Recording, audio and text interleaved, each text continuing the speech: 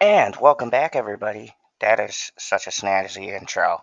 Feels like I'm in an epic movie. That's It's because like we are an epic movie. Have you met us? one man, one topic. How pissed off will he get today? Oh boy. Join them as they journey into the mind of a deranged individual coming this summer. Colleen going to jail. I know, right? I feel like this little series that we're doing right now needs its own intro. I do. I feel like we're part of the toxic gossip train. Just part of misinformation station. Yeah. I actually thought of unironically ripping that song off for my intro for late night talks. Oh That my fits. god. No, so if you guys haven't been watching or just been tuning in, my channel has been a deep dark rabbit hole of going down this shame spiral that is Colleen Ballinger. And as part of tongue in cheek, being that, you know, we do the whole writing thing, we've been reviewing her book. And last week, uh, I Yeah. know, Jay was excited. She's like, "Oh, yay! I'm done with that book. It was a terrible experience, but oh no, there's a second one. There's a second book we get to do today. Aren't you excited? Aren't you happy? Hmm. And this Um, talented, so I think what I will say is I'm pretty sure this is the one that is not marketed towards children, correct? yeah, this is just on a regular publisher. Although, let's not give her any credit. She Yeah, still yeah, knows what her target audience is. But in right. theory, this one, I think when as we say that, this is more of the publisher didn't make the same mistake twice. They're like, oh shit, this is definitely not a kid's book. We got severe backlash, and we're just gonna not make the same mistake twice now. Yeah. There's been a lot of questions because I got pretty serious. If you guys didn't watch my stream, go check it out when I talked about what happened with Trisha Paytas. I did that stream on my own. Kind of went off on someone in the chat. You could check it out. It's about the 205 mark to 215. You guys know how I rant. Um, I take this subject very personally, very Mhm. personally. I've had some things in my past happen, and so in particular, with people like this, people who are groomers, people who do terrible shit to kids, um, Mhm. that I think that's why I'm so fixated on this topic in particular. Um, I think what got me too, and I'm gonna show Swoop's video tonight because I actually want to see PB's reaction. Should be fun times if you guys watched his reaction during the apology video.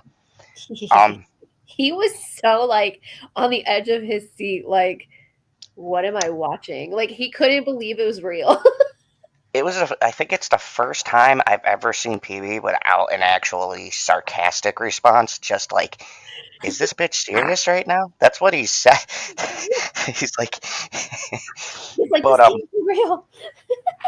the biggest thing about this is that there was a particular person.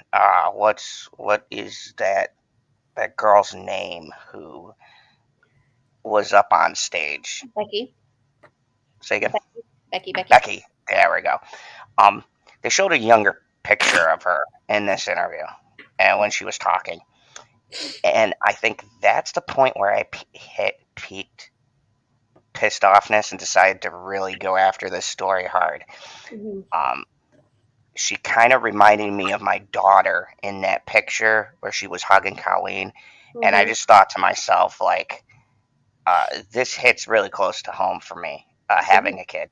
Even my daughter watched Miranda Sings, just told me recently. Um, Luckily, my daughter's intelligent. As everyone said to me as a parent, "Why are you so blunt? With your kid?" I'm like, "This is the reason why." Because Yep. I didn't have to say anything. She watched her, and she said to me, when as I got older, she was like, "This didn't feel right," and we're gonna get into that today, especially with this book, Yep. because I think it's really telling where kids are a certain age and then they see it later when they're older, and just the way that the videos are constructed and things like that, where Mhm. you're, you know, they go, "Oh, this is not, there's something not right." And I think, which I'm going to get more into this stuff in my late night talk streams, but I think the reason why you see Colleen sort of almost age out the people she talked to is because when they hit that 17, 18, 19, they are less likely to be manipulated. That's just my theory. I'm not a psychiatrist, but welcome to Dr. Zod today. He's in the office, but no, Right. I don't know how you feel about it, but I feel like that's sort of what she was doing. Like Yeah. she realized you can't manipulate people past a certain point. If they get a certain age, and you know your your tactics don't work. Yeah. Well, and not to spoil it for later, but Swoop herself even said in that video that it might not be the case, but what it looks like is, they get, "Hi, good morning." Good Um, morning, it, and I it, like that. Not a flying monkey. yep. Um, she said something to the effect of, it might not be the case, but what it looks like is, they get older and she doesn't want to talk to them anymore. But I think you have your theory, I think is more probably the truer of the two theories, because I don't necessarily think that, how could I say this? Her actions are inexcusable. Yes. But I don't necessarily think it was a like P type situation, if that makes sense. You know what I mean?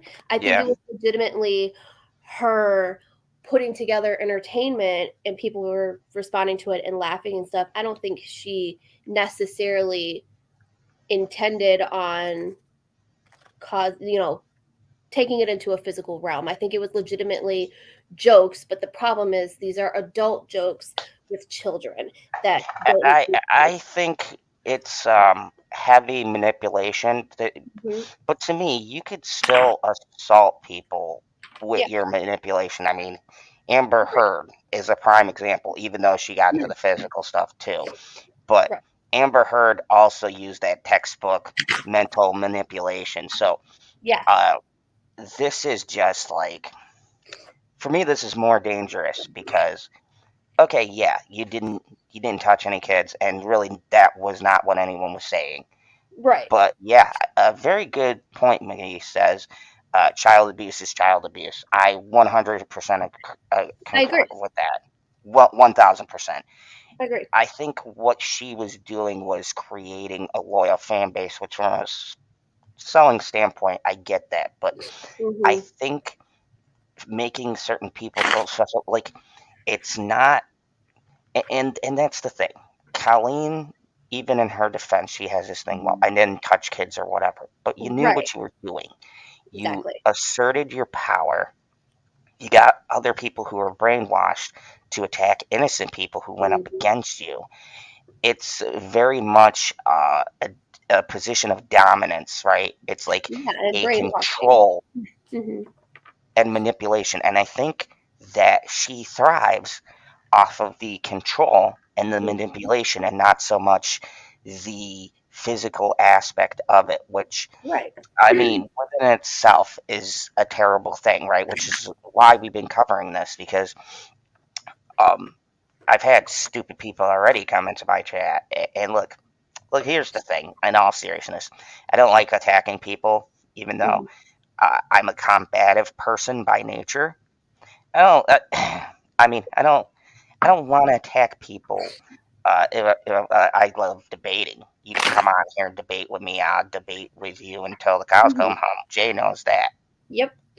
But I, I cannot fathom how people can still defend her. And the thing is, Yeah. I don't think it's older people who are. I think it's still the younger people. Yep. And that's the brilliance of this tactic that she's been using, because young people are stupid inherently. And very Uh, impressionable. or impressionable. Yes. Sorry. That was poor choice. Poor choice of words. Yeah. No, it, uh, my whole thing is like with the situation. Yes, I agree. Child abuse is a child abuse.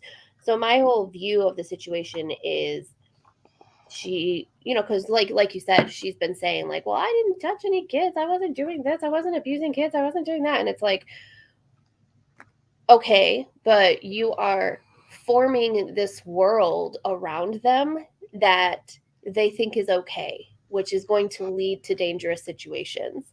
And even if that's not your intent, the fact of the matter is you are using these children to get off on whatever fumes you need to get off on, whatever they may be. And, whether it be stardom or popularity, or whether it be, having a mob to defend you when, the pitchforks come, like, you know what I'm saying? Like, it's, you have breeded a environment, you've cultivated a fandom that literally is at your beck and call. And you can see that when you go through and you follow the victims' stories and you hear what they say and what the things that they took part in because they thought that they were okay, and stuff like that. I mean, just like with the Trisha Paytas thing, like that one kid was like, I like in the video was talking about like, oh, I shouldn't have done this, I shouldn't have done that, but I felt like I needed to defend myself, and this, that, and the other, and expose this because I need to expose it because that's what I felt like I needed to do, without taking consideration the consequences and stuff. And so it's like these people that she's manipulated were willing to do whatever she wanted, even if they felt uncomfortable with it at the time. and it's a really scary thing. Nothing scares Mm-hmm. me more than when you have a person in this kind of position. And I actually left a message, and I got a little heart thing from Swoop. So hopefully one day she looks at my video, because I said I'm working on this too, and that I think everybody on the platform, knowing the full story, should get together, no matter how big the content creator is, and really dig all of this up. We got to keep talking about it, because the Mm-hmm. press catches onto it. And if there's one thing the media does do good, is Spread the once bonfire. something is unignorable, they'll actually put it out to the people who don't watch YouTube.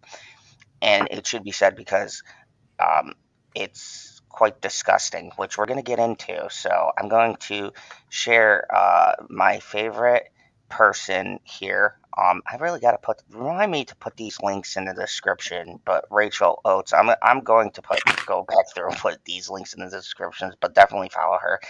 I love her sarcasm. I think that's the biggest reason why I watch her when she does book reviews. Oh my God, the book review on Andrew Tate. Um, that guy is just magical. At least he knows what he is, and he doesn't try to hide it. Um, I would love to do a whole stream about that guy.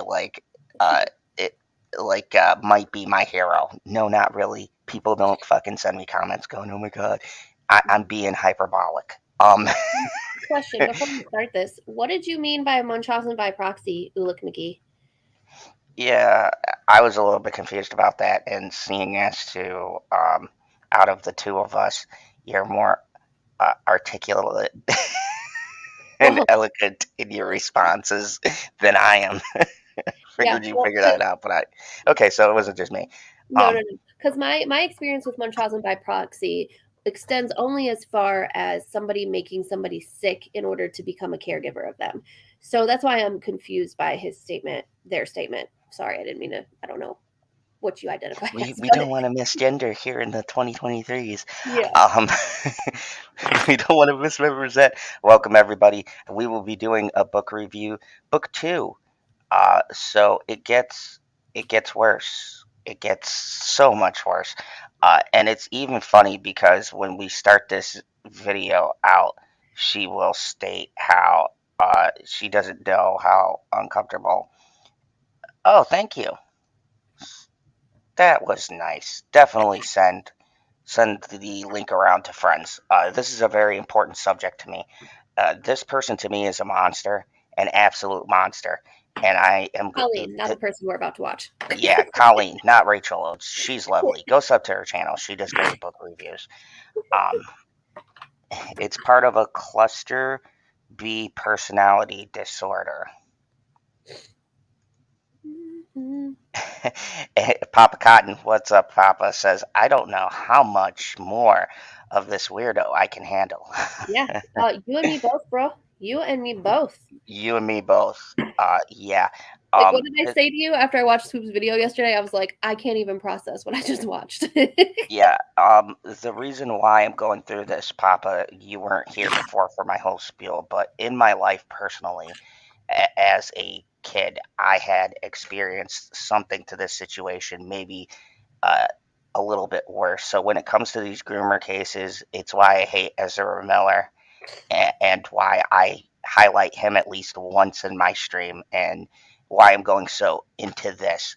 Um, it's hard to listen to, but I want to expose this to as many people as I can because this person is terrible and I really want them off this platform. I'm not even joking, like, I'm not with cancel culture and all of that, but some people don't deserve to have a voice, especially when we get into what's going on now. So, uh, this video is going to go over the second book, why I chose a video as opposed to reviewing the book. A, I'm not paying for it, and B, Hmm. she censors the stuff on here, and some of the stuff will get flagged by YouTube. So, monetized or not, it's pretty weird, pretty graphic. So, let's dive into this because even the intro, she starts with the worst thing first. That's how bad this second book is. Hi everyone and welcome back to another video. So a few days ago I made a video on Colleen Ballinger's first book written by her alter ego character Miranda Sings. This book was self-help and I mentioned in that video that Miranda/Colleen had a second book that I might cover in the future. I wasn't expecting to make this video so quickly, but literally last night I decided to have a flick through her second book just to get some ideas, and I don't want to sound dramatic here, but I saw something in particular that really disturbed me, and I was like, yeah, I'm gonna make this video. I'm gonna be honest, even this morning I'm still feeling kind of sick about it and I can't really get it out of my head. And I have been speaking to Elise and I've been speaking to my partner. I'm like, am I overreacting about this? Am I just blowing things out of proportion? But it just, I don't know, I feel like I've seen something wrong that I shouldn't have and that I should be telling someone about this. Normally, I save the worst parts of a book that I'm reviewing like this to the end of the video because, keep you guys watching. But in this case, I'm going to start with it because this bothered me so much. I just think people need to be aware of it. So even if you don't watch much of this video, just Damn. watch the first 5 minutes. Yeah. Some very basic facts about the book. This book is titled My Diary, but the way it's spelled is a play on diarrhea. So poop jokes from the first page. Classy. This is a series of fictional diaries from the character Miranda, starting with a baby book that she's then written. And the interesting part before we get started, she's going to bring up her last video. People didn't believe that a children's publisher had published it and accused her of trying to make a buck on it. And it's like, I brought up the site and we looked together. It's still labeled under children's books. Yep. So it's crazy to me the defense that people will cook up for this lady. She really has amassed this kind of and tonight I'm going to get into her feeding a story to TMZ. Those fucking pieces of shit. TMZ has always been a rag. Every time, man. The other thing too that's fascinating is because there was a comment or something. I saw something somewhere. I think I don't know, but might have been on Rachel's own page on her own video, but it said something to the effect of, just because it's a children's publisher doesn't mean it's marketed for children. And it's like, yes, as an author, I do know that there are publishers that publish multiple genres, and sometimes children's stories do, or children's publishers are also publishing other things like young teen stuff, adult stuff, or whatever. But the problem is, it's not the fact that a children's publisher published it, it's the fact that not only a children's publisher published it, but they marketed it towards the children. Because if it was like, for instance, Penguin Books, for instance, just because, and they did it and they published it, it wouldn't necessarily need to be in their children's section. It could be in their adult section. You know what I'm saying? But the fact of the matter is, it is marketed as a children's book or young teen book. And so that's where my issue is. Yeah, it's a really weird. It's a really weird thing where what falls into kids' literature and things like that. I think the whole system in general has a few issues as far as that goes. It's probably a topic for another day because there's a lot of kids' books one can argue shouldn't be in the kids' that kind of whatever, genre. Yeah. I think that's an interesting discussion one in itself. And if you're new to our channel, thank you. Thank you for joining us on this discussion, and feel free to, do the YouTube things because I shamelessly promote here on the channel. I'm a villain, and welcome to my channel. So click I'm that not a like villain. button. I'm not a villain, by the way. She's the protagonist in our intro, just so you know. I'm the asshole on the panel. So welcome. I hope you have fun. It'll get spicy here in a minute. But yeah, I think that that's an interesting topic within itself. And over and continuing through her entire childhood and culminating in her as an adult who's actually famous and successful and blah blah blah. This book was published in 2018, so it came out just after her Netflix series, and I think it's kind of mostly aimed at fans of that, to be honest. The humor in it is toned down a lot from the first book, but... And FYI, sometime during late night talks, I will be playing someone watching the Netflix series and going through it. It's quite interesting. There's actually stars in that show. The chick from The Office, who was my favorite, who played Pam? Yeah, not Pam. No, it was the weird chick with the cats. Angela? No. Yeah, Angela. Oh, yeah, Angela, because she was dating what's his face? Who's my favorite character? Dwight? Yeah, Dwight.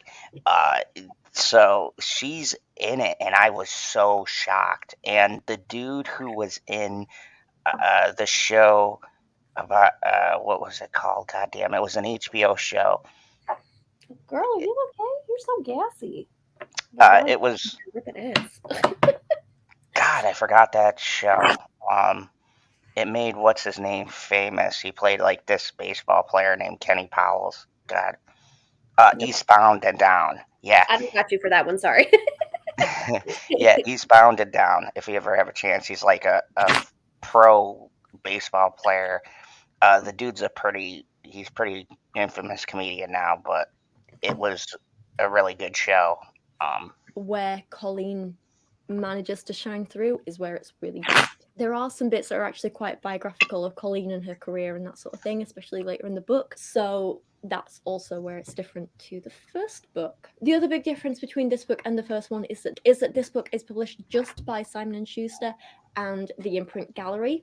Their children's imprint wasn't involved in this one, so at least they learnt their lesson there. Also, minor complaint here. What is with the handful of people in that first video who are like, I don't believe it was published by Simon & Schuster Children's. Like, that's just not true. You're making this up. And I'm like, it's right there on the Amazon page. I'm linking you to the Amazon page. I'm showing you a screenshot of the Amazon page. It says publisher. Simon & Schuster Children's. Do you think this is some big conspiracy between me and Amazon where we've cooked up a lie so I can make a couple of £100 on YouTube? Is that what you're getting at? Very bizarre. But regardless, even though this wasn't published by a children's publisher and nothing about it specifically says for children, it was definitely quite a tie-in with the Netflix show. The Netflix show is mentioned a lot. The Netflix show was listed and marketed as being for children, so clearly. Oh yeah, I looked it up. It's in the children's section. The first episode right away, it's like wow. But we shouldn't be surprised because Netflix did Cuties, and everybody who defends that movie, get the fuck out of my chat. Everybody knows my views on that. So way to go, Netflix, another banger. I grew up in the dance world. I was a dancer, and I was not exposed to half of the shit that was in there. Just saying. I was not a famous dancer, obviously, but Did you get see? I am a romance. I am a epic fantasy romance, tragic romance, suspense thriller author. Actually, I just didn't put all of that on there. Yeah, I do horror and grossly depressing shit. So, um, once again, we are very opposite, but That's why our in friendship most, works, though. I feel like. oh yeah, she keeps me grounded. Although this time both of us might be slightly unhinged. Actually, Jay more than me in this one. I was so mad last video. I had to Oh take yeah, some breathing breaths before I got on here. yeah, I like this comment back. He needs some romance. Um, but yeah, so it's quite interesting. Netflix once again, and the blatant lie she had too about how Colleen said she's not marketed on the kids' YouTube app, but very clearly, even if you look it up now, she is on kids' YouTube. Her Hasn't been changed. I don't think her show is, but her character is. So Her like, character, but her character in a sense is inappropriate. So either way, it doesn't. yeah, It, I've watched the videos just to see, and they're still inappropriate. So yeah, good job, YouTube. You fucking take me off for swearing in the first like 5 seconds of my video, but you allow this person to be on there with this character. So way to go for your censorship. And she's still on the platform. So good job. Just everybody's doing a bang up job on here. I think everyone's in panic mode at yeah. this I point with the. wonder how much longer she will have a platform. Just saying. I'm really hoping not too much longer. Snoop Stock was freaking on point. Like, it's getting a lot of traction. Yeah, we all heard you heard probably now Shane Dawson, infamous, but even with the shit that guy has done, and he's done some grimy shit. He's been in the middle of a lot of controversies. Him and Jeffree Star were in it, into some stuff with makeup. I don't know. I don't follow the makeup circles because I look fabulous just the way I am. But this man has made his rounds and he still has a platform. Differences, as far as I know, he has no grooming allegations. So, I mean, for as terrible as he is, once again, I don't believe that falls into remove this person. I believe it's, watch at your own peril kind of a thing. And once again, he was never ever marketed for kids at any point in his YouTube career. Yeah. He kind of knew where he fit. Um, I would say Logan and Jake Paul walked a finer line than he did because their stuff was very questionable. But once again, that's the era of jackass kind of thing I've put them into because if we're going to go that route, then Johnny Knoxville shouldn't be famous. None of these guys I grew up with should be. They did stupid shit like the Paul brothers did. So, um, you know, uh, but the manipulation once again, and that's the thing about getting a younger base. They know about manipulating impressionable kids, just not to this extent. Yep. I feel. And that's just my. This book is going to appeal to children. Colleen makes it very clear she knows her audience is children and teens. There are so many children and teens in this book. Like, look and at these pictures of photos. fans of hers. Hold on a second. Like, look at. If you guys look at in the background, right, all the pictures she's taking with. And she's claiming she was never marketed to kids. But clearly in these photos, she's taking pictures and stuff with children. So even the defense of, in her own shitty song, which I'm quoting what she said, you can't say you weren't marketed to kids that parents should be aware and blah blah blah, and you're literally taking photos with children. So half of these pictures are children she has in her photos. Um, as I was saying before, and I'll say it again, she's got the biggest set of balls I've ever seen in a content creator who's defending themselves, because like evidence is here. People, you dig a little bit, you'll find some kind of shadiness. It's all right here. It's not hidden. It's Jesus Christ. Fan art done by fans, comments from fans, most of whom are children. So she's very aware of who her audience is. So even if this was only published by Simon & Schuster, it's still very clear she knew children are going to be reading this book, which makes so much of it very inappropriate, as always.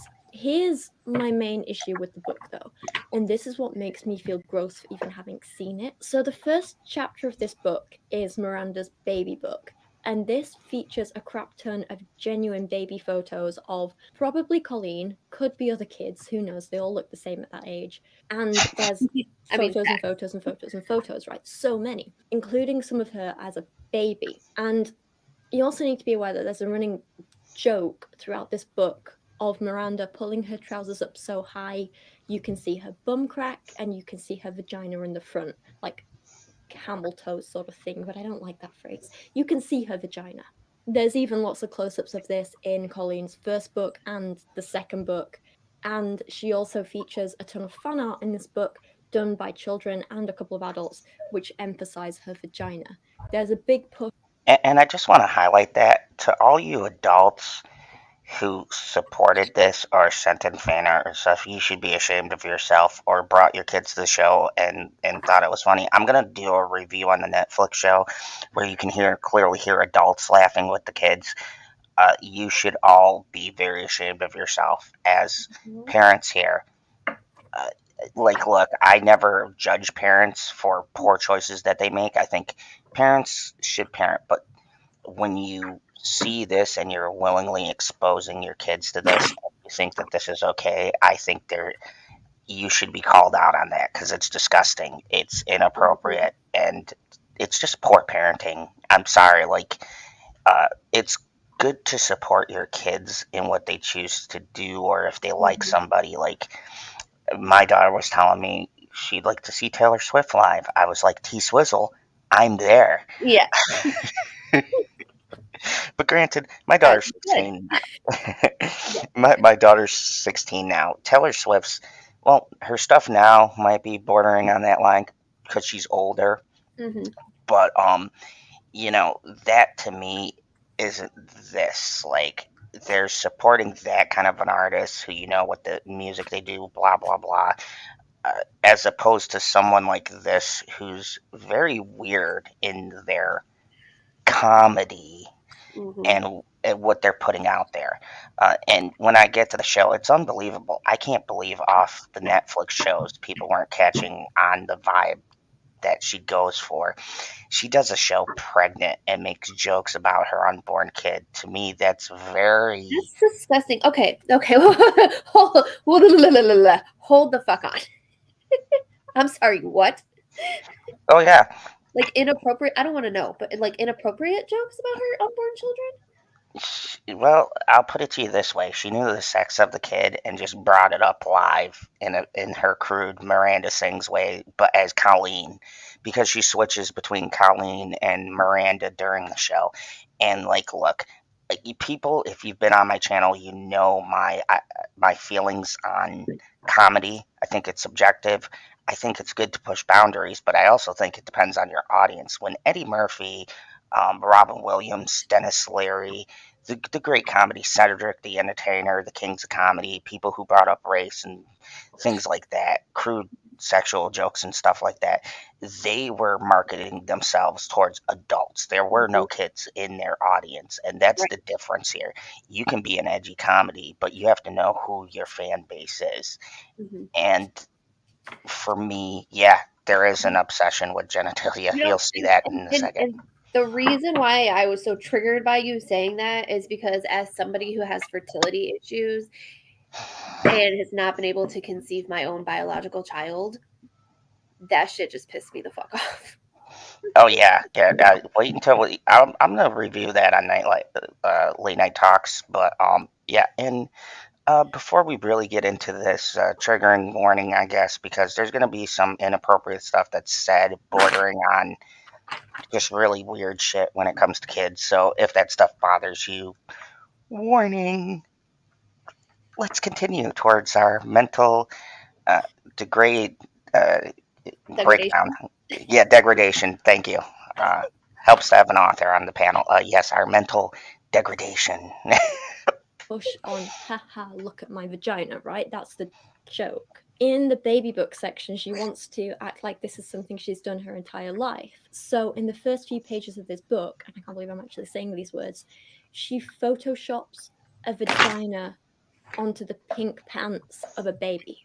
And then she draws a giant arrow to it. I honestly felt kind of sick upon seeing this. So let's just stop and think about that, folks. She took a baby picture. She photoshopped a vagina, but as if that's probably not obvious. And I saw this page because you could see the preview on Amazon or wherever. I think it was a Kindle book. Um, you could see the full thing, and I was like, and it's a full thing. And if that isn't obvious enough, she put a fucking arrow pointing towards it. What the how the fuck did this woman get away with this for damn near 20 years? Um, it baffles my mind. Like, Jay, thoughts, comments, critiques. Why? Why? Proceed. Yeah. It's too early for me to lose my shit.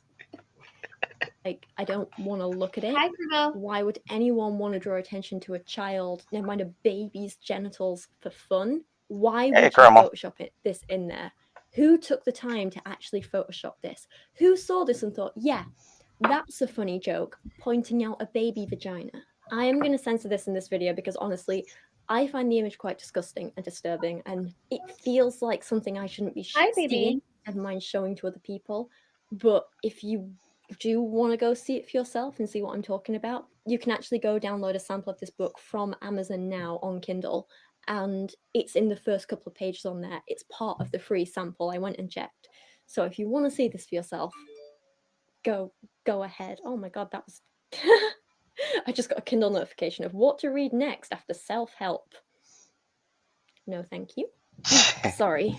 Inappropriate time for a joke there. But then she captions this image, really, Mum, taking pictures of me with no pants on. How am I supposed to sell my merch if I'm not wearing my red sweatpants? Yeah, that's not the problem with this photo at all. You have a kid there in her underwear and you photoshopped a vagina onto it. Although, let's give Colleen the benefit of the doubt. Maybe she didn't Photoshop a vagina onto this. Maybe this is just a very random, unnatural crease in the fabric of the baby's underwear that just happens to look like a vagina. Why would you leave that in there and draw a giant arrow to it and draw attention to it?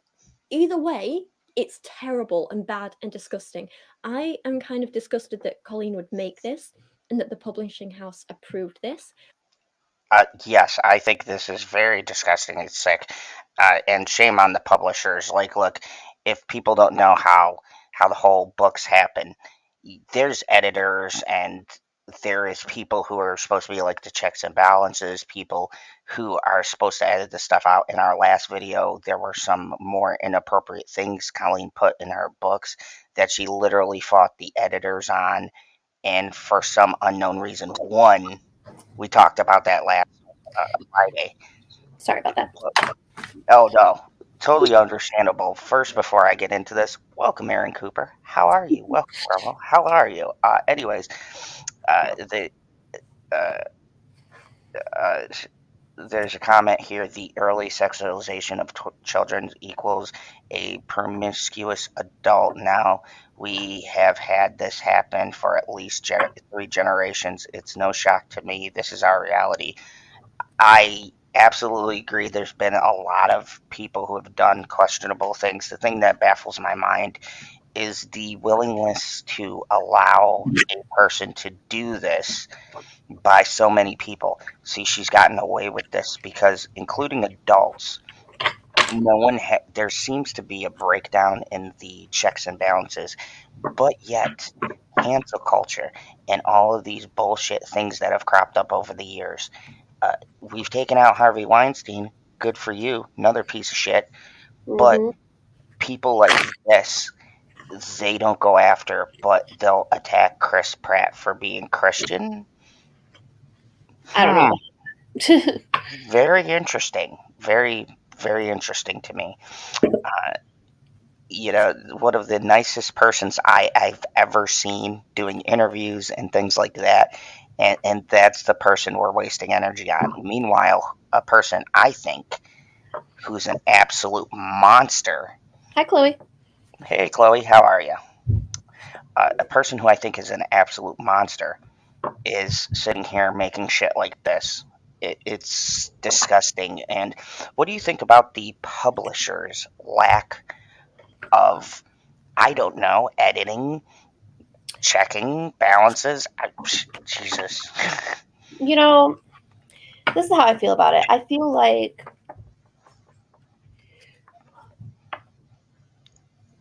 in my opinion, I have not been traditionally published, and I probably never will be. But from what I gather in my research that I've done, there's only so much that publishers A care about, B have time for, and C, you know, sometimes when there's a creator and they have a certain thing, because just because an editor tells me, hey, you need to change this paragraph, it's wrong or whatever, I don't necessarily have to change that paragraph. I can still publish, but that's me, as like the nature of being self-published. So I don't know if it's the same for traditionally published stuff, but it almost makes you wonder how much of this was the publisher versus how much was the creator, which obviously I blame both, but it's, I don't know. I blame 90% on the creator because clearly they have more control in this situation. I agree, Joni. I agree. Yeah, that's a good. Joni has a lot of good comments. Says, you think adults are preoccupied and haven't paid attention. I hate to use the term pre-programmed, but I feel it applies. No, Joni, I 100% agree because my beef is with the adults as well. Like, if you're letting your kids see this shit, shame on you. Honestly, this is disgusting. Like, this is just the first page. The rest of the book gets pretty boring, but we'll get into that. But these first couple of pages, it's like she actually took a hint from the first book and front loaded the inappropriate stuff in the front, and then the back of the book is just kind of, what you'd expect a book like this to be. Mm-hmm. So I don't know. She learned, or maybe the input she got was like, hey, you need to make this more, whatever. I don't know. Or it could be the show came out and she was trying to keep her image as clean as she gets. So I have no fucking idea. I think this is perhaps one of the worst things she's ever done. Even if it is herself as a baby, you can't go around publishing images, drawing people's attention to babies' genitals like this just for a joke. There are going to be people who misuse this. I had another interesting question. Hey, Astrid, what's up? Chloe says, if we are on the same... What is that? Bitch. It's bish, but bitch. Oh, yeah. Good at it. We are on the other week. Then why did the publisher not pull the plug on it? That is the question. And Miranda Sings makes money. Yeah, money. The money of it all is 100% what it's about. Here's the facts. She's got millions of subs. Even with the controversy, if you look on her YouTube channel currently, she has like 8 million subs.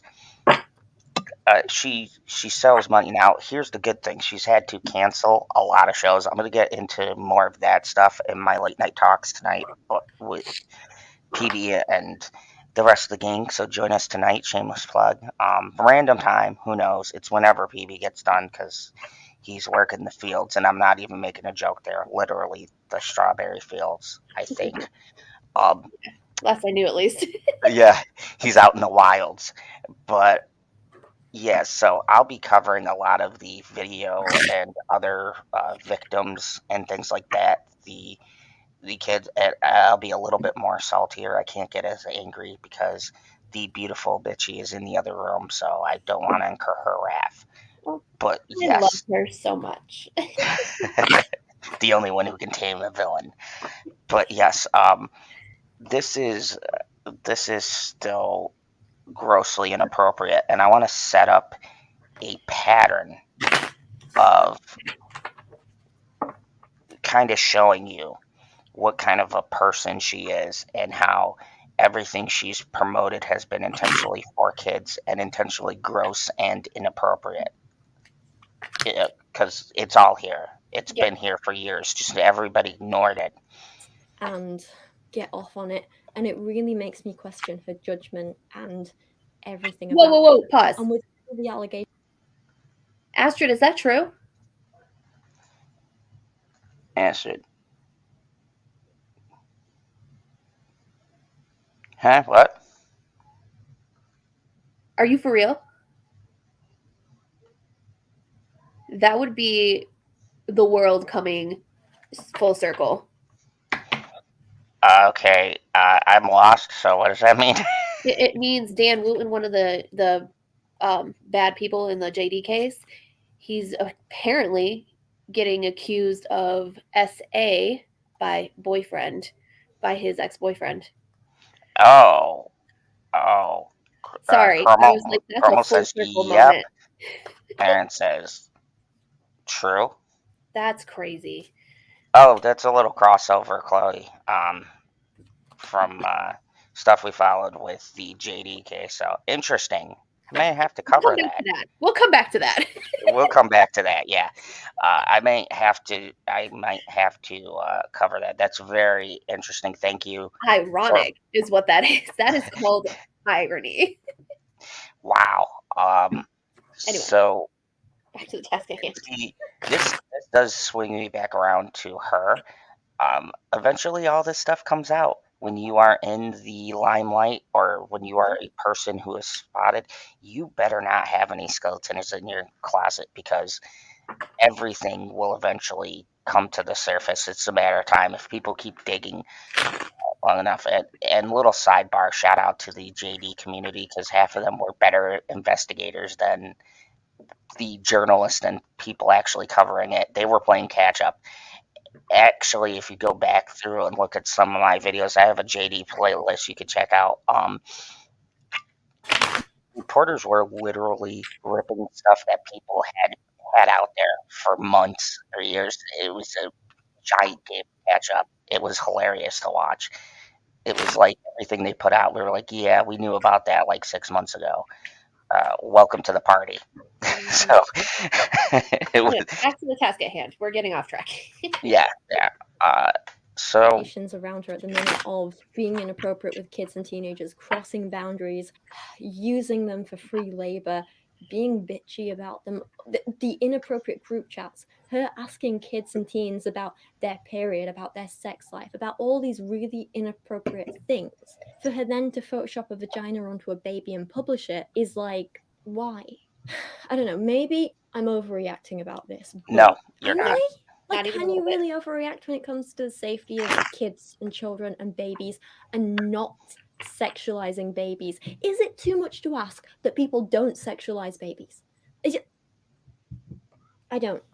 It bothers me.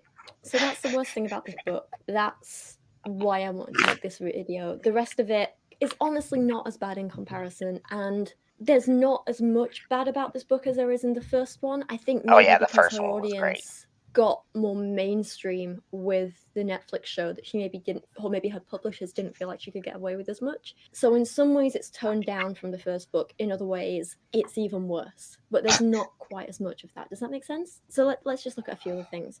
While talking about her child self, she interchangeably uses the word lick and like to create sexual jokes. about the child, yeah? So there's this weird page about her as a child eating snails. I don't get it at all. Maybe it's just not my humor, but okay. And then modern day Miranda has scribbled over this and said, she didn't mention my favorite now. I lick meat and cheese balls. How many times do we have to ask Colleen to stop sexualizing children, both real and fictional? This is followed by an entire page where there's just a photo of a toilet with floating feces in it. Again, I'm going to censor the poop because no one needs to see this, but this is disgusting. This is a mess. Why would you publish this? This isn't funny. This isn't humorous. No. Now, remember in the last... Yes, Jay, you appear to have something you would like. Is there something you'd like to add to this? Can we just not sexualize kids? Like why? Here's the thing that gets me. Is it possible for me to just take a shit, make a photo of it, put it in a book, and like sell millions? Like, is that what we're missing? We need more pictures of that's poop in a toilet. That's why I'm not popular on TikTok, because that's not what I'm doing. That's it.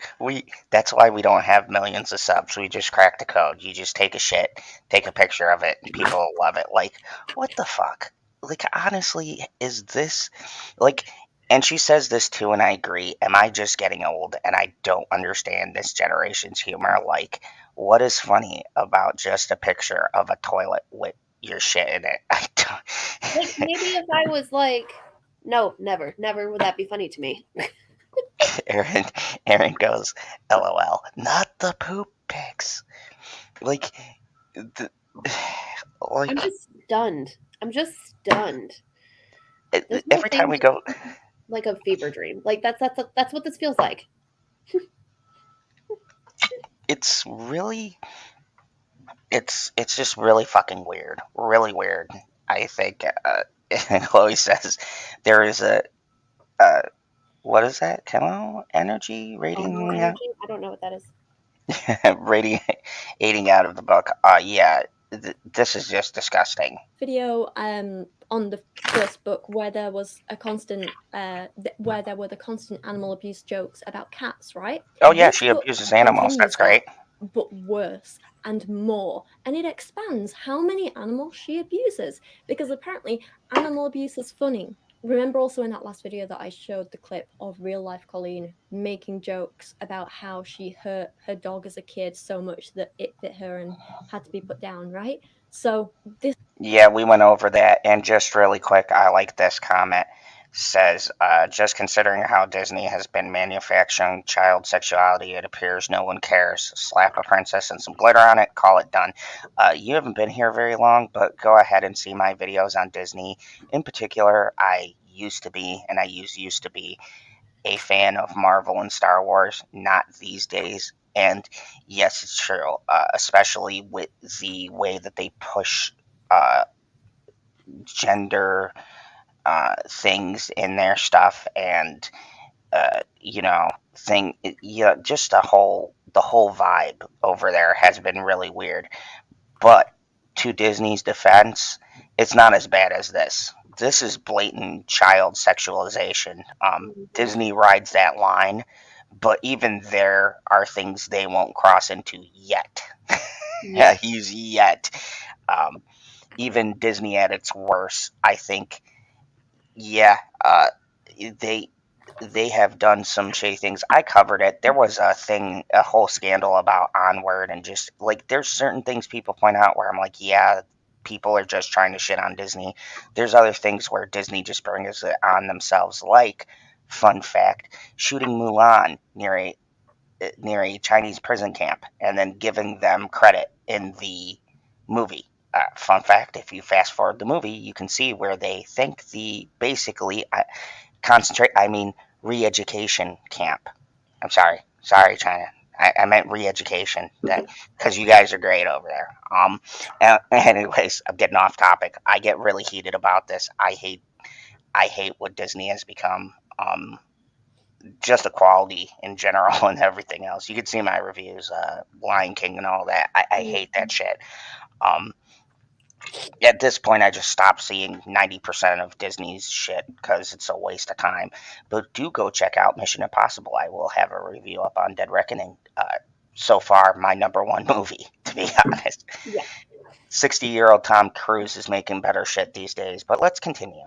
This isn't just fictional. She's actually her animals too. Bear all that in mind as we read. This book has a page in which she tells us she had a snake that she set free by flushing him down a toilet. A few pages later, we move on to chapter 2, which opens with a letter from school saying that they've had to kick Miranda out of school because she accidentally flushed the class hamster down the toilet and urinated on the magic reading carpet for a week because she didn't want the hamster to steal her pee. Adult Miranda then comes in and corrects this and says it was not an accident, so implying she killed the hamster on. Okay, I just want to comment on this. If you guys ever read stuff about serial killers and stuff, I'm not saying all serial killers, but 90% of serial killers start off with animal abuse and cruelty. It's like a stepping stone to human life. They take small animals and things that they find and they kill them and do horrible shit. Jeffrey Dahmer, Ted Bundy, Ed Gein, all of these people started out with animals and graduated to people. So, not implying anything, Miranda, but Colleen, kind of questionable. I mean, my theory still stands that Miranda is who she really is, and Colleen is the mask. it's like a reversed Batman. Like, because I'm gonna go nerd here. If you guys don't know, obviously my name is General Zod. I'm a huge DC fan. Are you really still a DC fan though? Let's be honest. Not a DC fan of the old regime, but I am 110% behind James Gunn after hearing the casting. Holy shit. By the way, James Gunn, you're my hero. Call me. I will interview you. Nathan Fillion as Hal Jordan. What? Okay, that's going to be on my nerd side of things, but different video, different stream. Yeah, different stream. But yeah, Nathan Fillion got cast as Hal Jordan for the new Green Lantern TV show. Best fucking casting ever. Congratulations to Nathan Fillion. He's been working forever. He's a great personality. I think he's going to do a great job. Please don't fuck up Green Lantern again, because we've already been through that tragedy once. I don't need to relive it. But yeah, but my whole point to that was, if you look at Batman, right? Batman is essentially who Bruce Wayne is now. Bruce Wayne is the mask that he wears out in public. And it's kind of like that, only I think of Miranda more as a supervillain than a hero. So it's kind of like, yeah, it's very disturbing. Purpose. Again, why are Colleen's go-to jokes animal abuse and toilet humor? A few pages later, on her homeschooling work, like there's these fake worksheets and stuff, Miranda says that she is choking a cat. Yeah, that's funny. She then follows this up by calling her mom a pervert because she says she loves her. And then later, there is a page about playing with a dead bird and putting it under her mom's bed. This is followed up by more slightly weird sexualizing of real, actual kids. Like, here's a photo of Miranda and some random children. And all the censoring of children's faces in this book is done by me, by the way. Not Colleen. Not at all. This one has some photos. So, really quick doxing. Put real kids, pictures. I want to know, because typically you have to have permission. So 2 things here.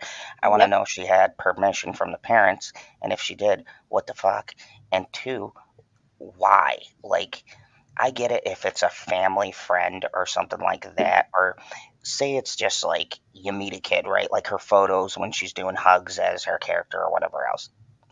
Really, you should censor their faces, but I get that being in her book, that's part of the biopic, if you will, this is supposed to represent. So I get that angle. But random kids doing random things in photo, it's fucking weird. It's really weird. Why? Yeah. What does it add? And given the text that is around here, it's strange. If this is supposed to be you in your informative years, and then like these are people you met along the way, still it's It's fucking of weird. kids with their tops off, and it says, "These boys want to be with me so bad, they can't even keep their shirts on. These are real children. Is that necessary? You're an adult woman, and even if you are writing as a child, like, you don't need to sexualize children like that, especially not real children, right?" Next up, we're back to creepy uncle jokes, and this is about how he said she has to look like a model, so he put pretty lipstick on me, just like the models do, and gave me a fancy fur coat. That wouldn't be so creepy on its own. Lots of kids play dress up, but with all the rape jokes from the last joke, like the cuddling uncle photo and the Oh yeah, we daddy remember that one. saddle uncle shed thing and all of that, this just is dodgy as hell. And of course, this is followed up again with lots of I like the and British taking terms, pictures of her dodgy. and more generic creepy uncle jokes, which I don't find funny. So Alize also made a video on the first book, which is you haven't seen, go and check out because she's brilliant.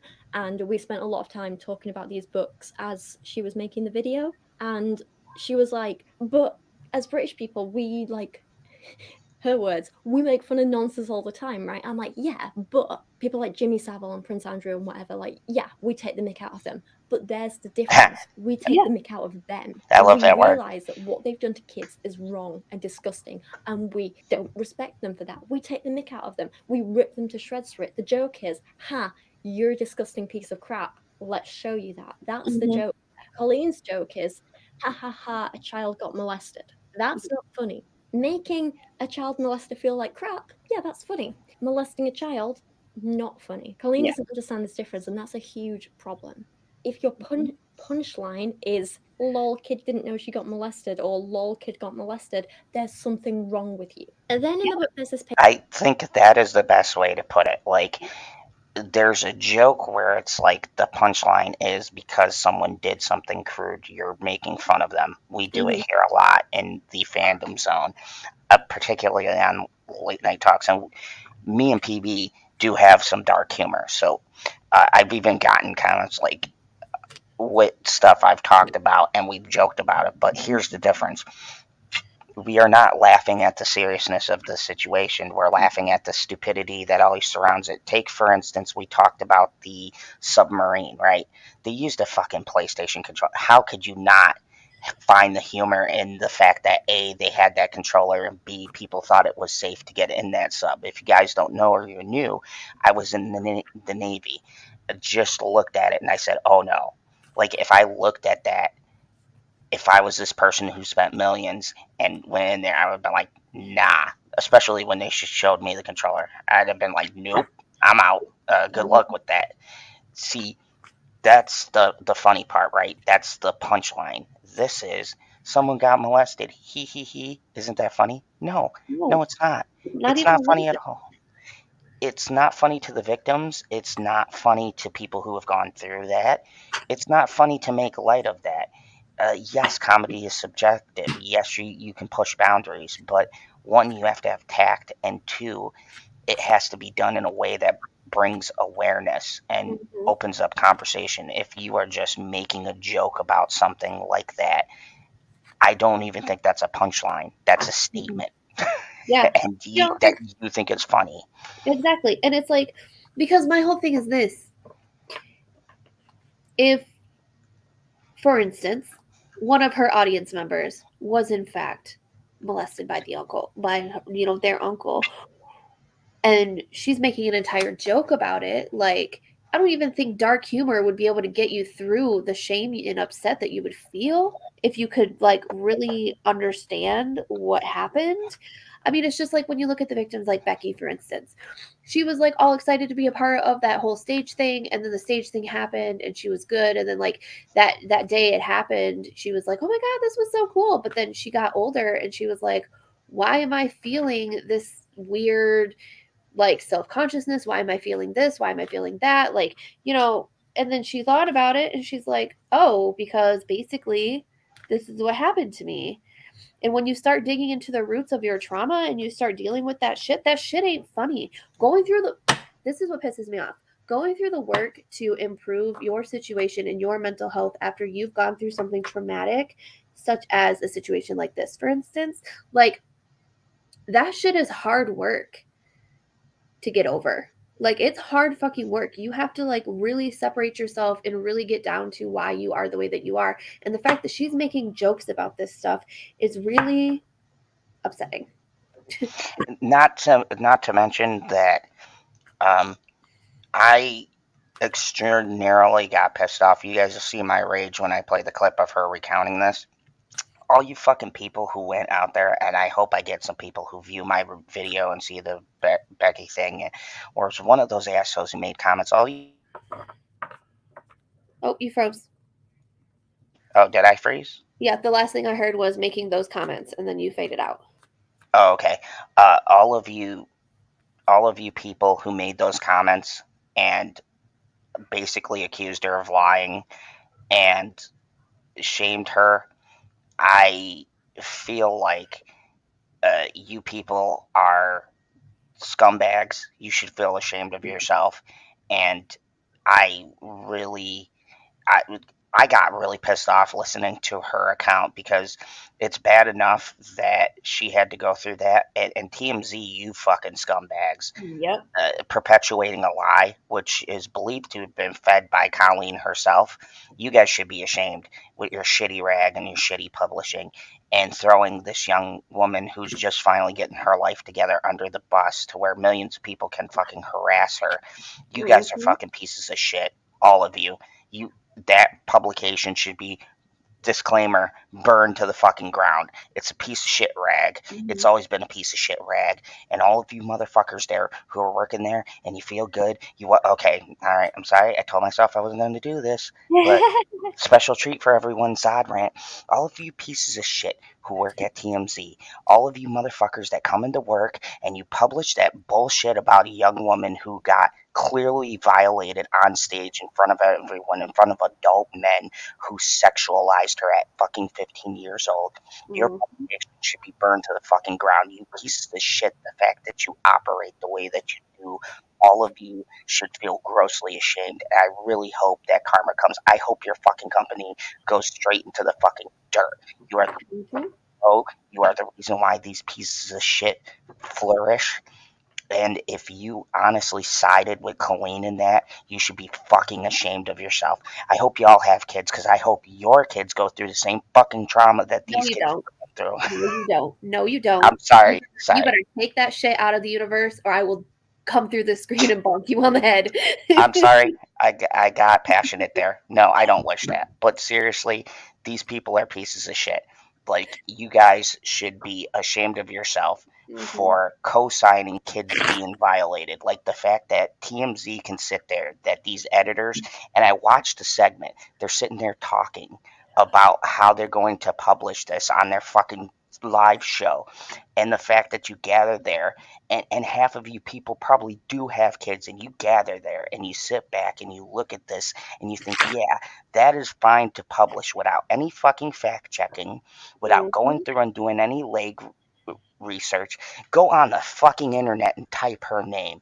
You could have come up with all of this shit that she's pulled in the past, but yet you co-sign on a story she fed you. I hope that everybody makes you look stupid, because the Times, Variety, Rolling Stone, fucking Rolling Stone magazine picked this up and actually published what happened. So you guys are a fucking joke. You're like the online tabloids that print shit. All of you guys should be ashamed of yourself. You should be fucking ashamed. It's disgusting. It's You know, and I'm a mental health advocate. And so the mental health aspect of this entire fucking situation is the most important thing to me. Because at the end of the day, this is why people don't come forward. This is why we have kids suffering in fucking silence. I was abused. I was molested. I didn't say anything to my parents, and they were literally feet away from me in the house, and I didn't say anything to them because I was fucking terrified, because I was like, oh my god, there's no way this happened. And you know, the mental health of having that to yourself and not ever freaking bringing it up is really, really fucking triggering to me. And the fact that these people think that this shit is funny is gonna fucking get me riled the fuck up, because this is not okay from a mental health aspect. That shit goes with you. It travels with you your entire life. Like, that girl walked off that stage, walked through that parking lot by herself. Why she was there by herself, I have no idea. But she was by herself, and she had all these people looking at her. She could have got seriously fucking hurt. She could have got seriously fucking murdered. She could have got seriously fucking all sorts of stuff. And everybody's like, oh, it was a fart joke. No, it wasn't. Not even a little bit. It wasn't, and today I'll get into that because it was not a fart joke as people claimed. It was like a yoga sketch thing, and this is just disgusting that even the parents sat back and watched this happening. Like, I got off topic though. Sorry about that. I get into my rants. Let's continue. This is considerably a shorter video. Words, which is a bit ridiculous, but whatever. But what surprised me was the Tukey cat thing, right? So in the last video, there was a thing about like putting a nappy on a baby. I Yep. know, I can't believe I'm saying this. And it had a phrase that was something like put the towel under the Tukey, right? And then later on it had like an arrow pointing to a picture of Colleen or one of her friends or something, and it said Tukey. So I googled it and it told me that meant bum, and I'm like, okay, cool. But apparently what I've gathered from this book and also the comments you guys left on that last video is that Colleen uses the word Tukey to mean vagina, which means in the last book she was talking about babies' vaginas again. Great. That means here she's talking about vaginas. Every time she says that, she's talking about What was that? I said, I don't understand the freaking genitalia obsession, man. Yeah, it's weird. Even like if you look at the adult photos, clearly that I think that's I'm not sure if that's her or other people, but like the arrows and stuff. Saying a vagina, which is that appropriate in a children's book? Is it appropriate in a children's book to have a picture of grown adults and point out their vaginas to children? Is it appropriate to point out the vaginas of children? Is it appropriate to keep talking directly to children about vaginas in a non-educational way? This chapter then ends with child Miranda starting her period, and that's how the next one starts too. It's just written a bit graphically and gross. And honestly, it sort of stigmatizes periods and puberty. And like I say, I have mixed feelings. Just so freaking dangerous. Like, she puts the age 13. This is the worst day of my life. I almost died. I was too story. But even the writing is hard to read. Now I have this new... Yeah, she's emulating crying. She's emulating tears. That's why they're all smeared like that. Yeah, like, I don't even want to say that. That's so gross, but you guys can read it. I've been shot. Like, it's like making a joke out of a girl getting... It's almost shaming young girls, and as someone who has a daughter, this really upsets me because I remember having that talk, and I went to my mom because, if you guys don't know, I'm a single father. Not exactly equipped to have that kind of conversation. So my mom, my daughter's grandmother, went and explained all of that to her. But could you imagine this is the explanation you give your kid? Like, I am terrified for what she's going to tell her children when they grow up, because she's got, I believe she's got a girl and a boy. That's the shit that terrifies me the most out of all of this. Like, yes, I feel for the victims. Yes, I feel that this is not okay. But my biggest concern at the end of the day is her freaking children and how they're being raised and how they're being treated and what's going on, because that is just scary to me. And as I mentioned earlier, I have fertility issues. This is probably TMI. Sorry, trigger. but I have fertility issues, which leads to a lot of issues with my period when it's that time of month and everything. And the fact that this is making it sound already worse than what it already is so disgusting to me, because what happens if you have a girl who's reading this and doesn't say anything because A, she's fucking embarrassed and she feels shamed. Come to find out she has endometriosis and is on her way to having cancer, but we don't know because she doesn't want to say how bad it truly is and what's going on with her. Like, this is the type of shit that I think of as a parent and as somebody from the outside looking into this situation and a mental health advocate. It's like, You literally are making it sound like a woman having a period is completely shameful, and it's just derailing all the fucking progress from the last 30, 40, 50, 60 years, because women's health is not taken fucking seriously. And we're just now, when I'm 33, starting to take women's health more seriously. Like this shit is not okay. This shit is fucking dangerous.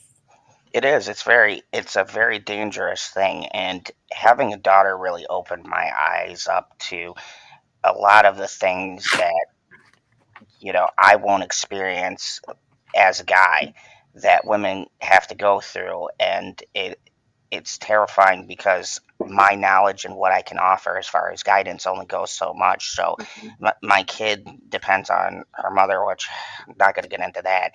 And then like my mom and her grandmother, who she lives with, to kind of guide her through these situations. And, it's tough because I know she's going to have to navigate and figure a lot of this shit out for herself. And when you have people like this who are perpetuating these stereotypes and stigmatisms, it's really quite frightening because they have such a big voice and a big platform. And I'm lucky because my kid's smart, and I like to think we have good resources around her. But a lot of other children are not so lucky. A lot of kids have to go through it, even with a good parent structure. And that's why they find people like Miranda fucking Sings. And that's why we have people like this. It's, oh my God, imagine that an entire generation makes that two or and a third one currently that aren't raised by adults, but instead their peers. That's what school's done. I 100% agree. It's gotten worse even since I was a kid. Like, holy shit, especially the school system and everything else. Once again, that's a chat I've had. Check out my channel, my late night talks. We dive into all of that stuff because, yeah, it's scary. It's a scary proposition these days. Things on this one, because on the one hand, this wasn't published by a kid's imprint like the last book, but also we know her audience is already full of kids. She knows kids are going to be buying this. From the reviews, we know kids did read this book. Like, look at this one from an 11-year-old saying that, it brings back memories of being 11. I recommend every 11-year-old read this. But no, I don't. If you're 11, stay away from this book. If you're a parent of an 11-year-old, keep them away from this book. So, because we know her audience is full of kids, I don't find this appropriate. Sure, we should destigmatize periods and menstruation and puberty and, people growing up. That's fine. Talk to kids about it in an educational way. You can be humorous with that. You can be real with that. You can teach them about it. But there's an appropriate way to do that and a really, really inappropriate way. And this is the inappropriate way. This is followed by her saying that wearing her uncle's sweatpants feel good in all the creases, which is a phrase that makes me want to puke. And again, this ties back to the whole, like, trousers pulled up, vagina showing choke that led to the baby vagina Photoshop. This page also has more gross poop jokes, and also this is odd.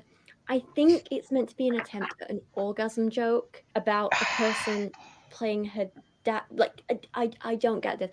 I'm not familiar with Annie. I love my musicals, but that's one I have not seen since I was like 7 years old, so I do not remember it at all. But basically, she says that this kid was playing her dad in a play, and she had to do a romantic scene with him, and that led to her having what I think she's trying to describe as like weird orgasm feelings.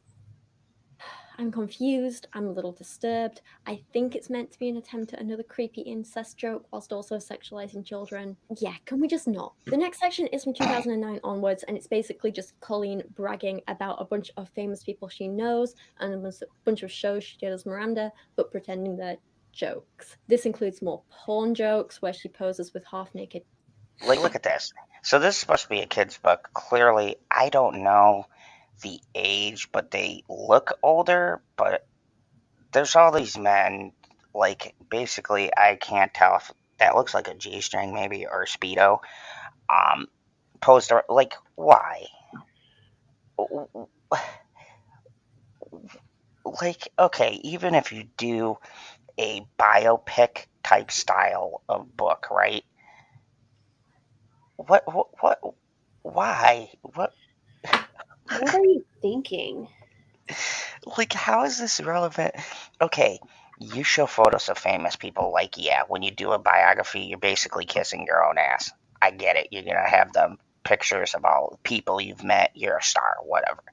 But I doubt very much if you read a normal biopic and any of these stars have put out, none of it is going to have a bunch of half-naked men around them and the word porn over their face. Yeah. It's it's amazing to me. It's amazing. And if you guys have been on my channel, I don't get speechless often or this shocked. Like, I'm very concise and very able to focus on my thoughts. But one, I'm not a morning person. Yes, I know it's close to noon, but I'm not a morning person. Here it's 11:19.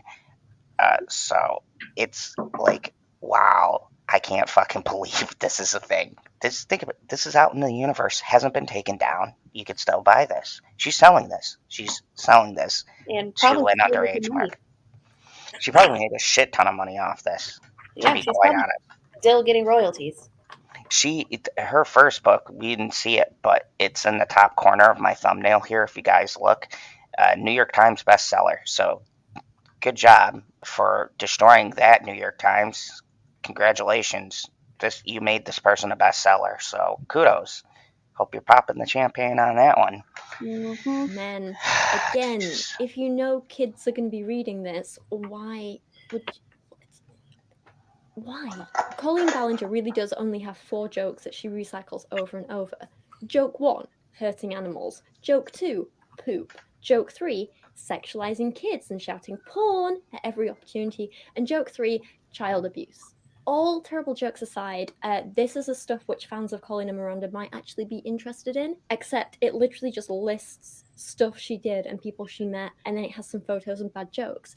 There's nothing actually like insightful here or new or particularly interesting.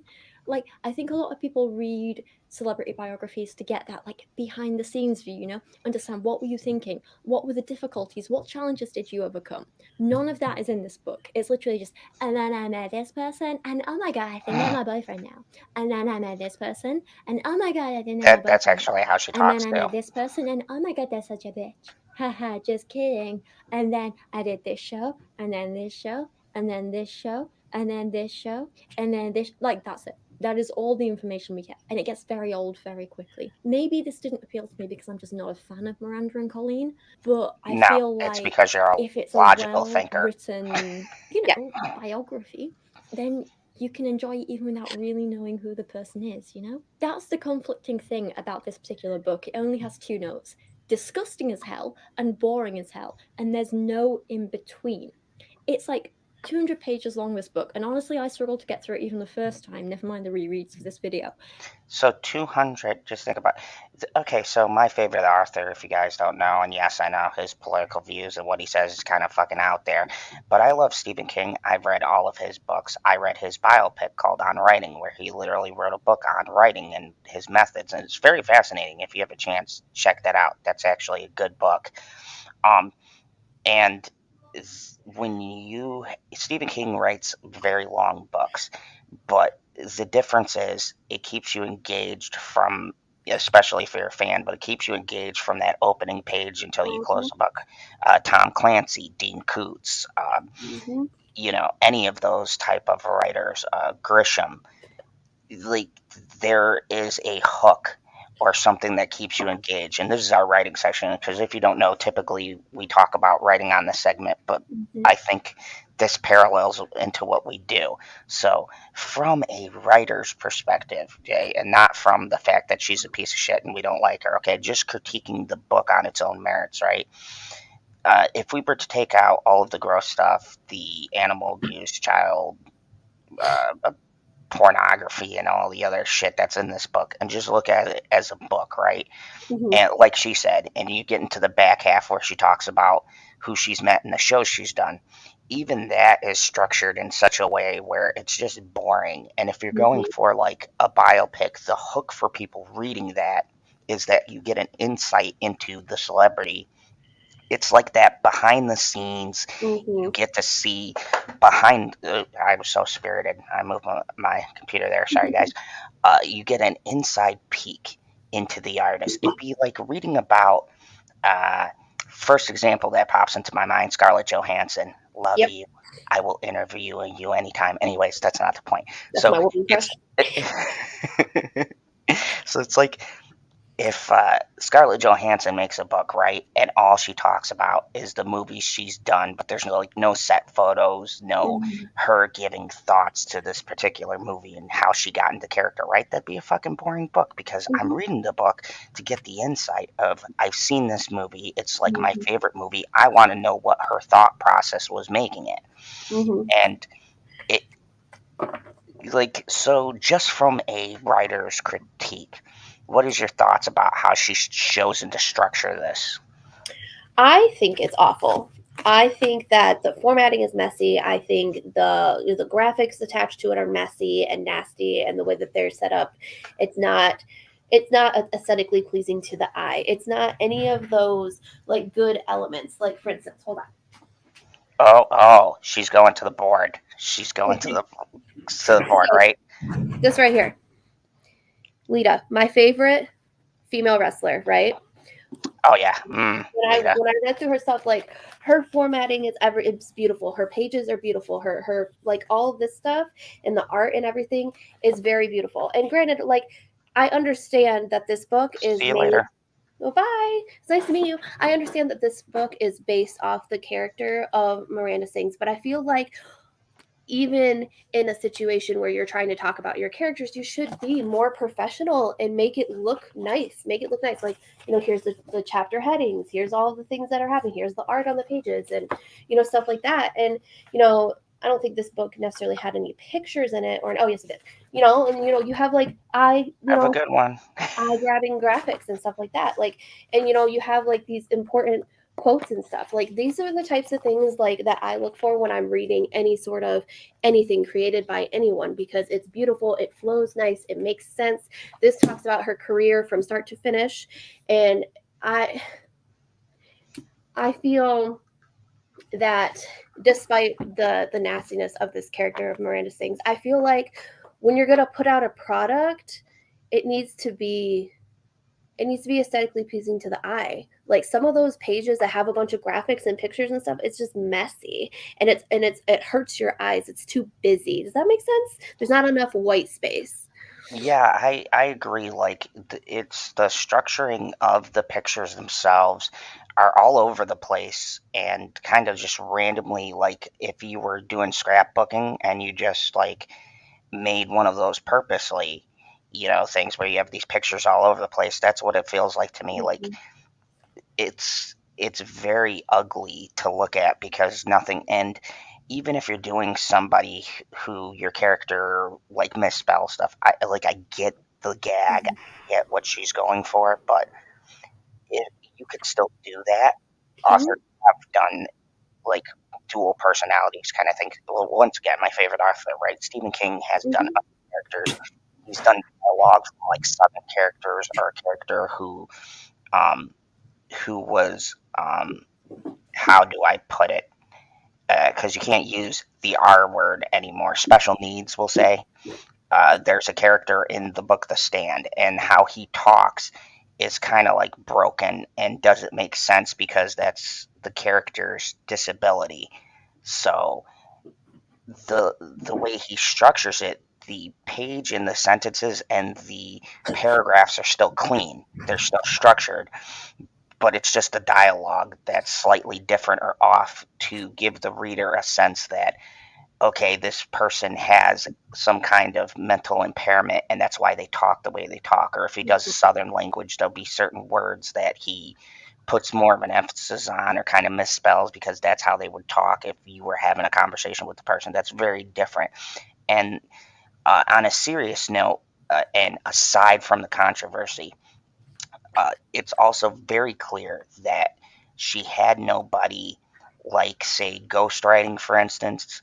There was no one who had kind of looked at stuff and even helped her clean it up in a sense, it doesn't look like she had a professional look at the structuring and the way she puts the pages to kind of make a clean, smooth transition. So everything comes across as chaotic and very Mhm. hard to look at. And then it's messy and disorganized, and it makes it boring because you're trying Mhm. to decipher what's being said. Like that whole page, like looking at that period page, right? And you said Yeah. the blotchy spots are supposed to be her crying. Okay, Mhm. taking out the grossness of that and just looking at it as a sentence and structured.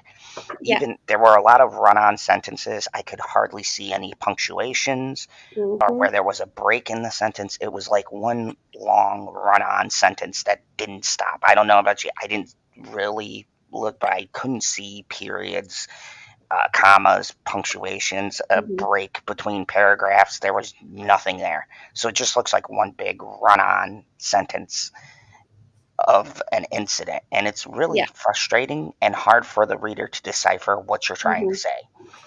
Now, granted, that being said, we are authors, we are writers, so like it's different for us to read through something versus somebody who's not an author. Not that I think that authors are better or anything like that. Don't come for me. But what I'm saying is, we look at it from a more critical, like constructive, like research analysis type of mindset. And so I understand the character. I understand why she did it the way she did it, but it just did not do that character any disservice.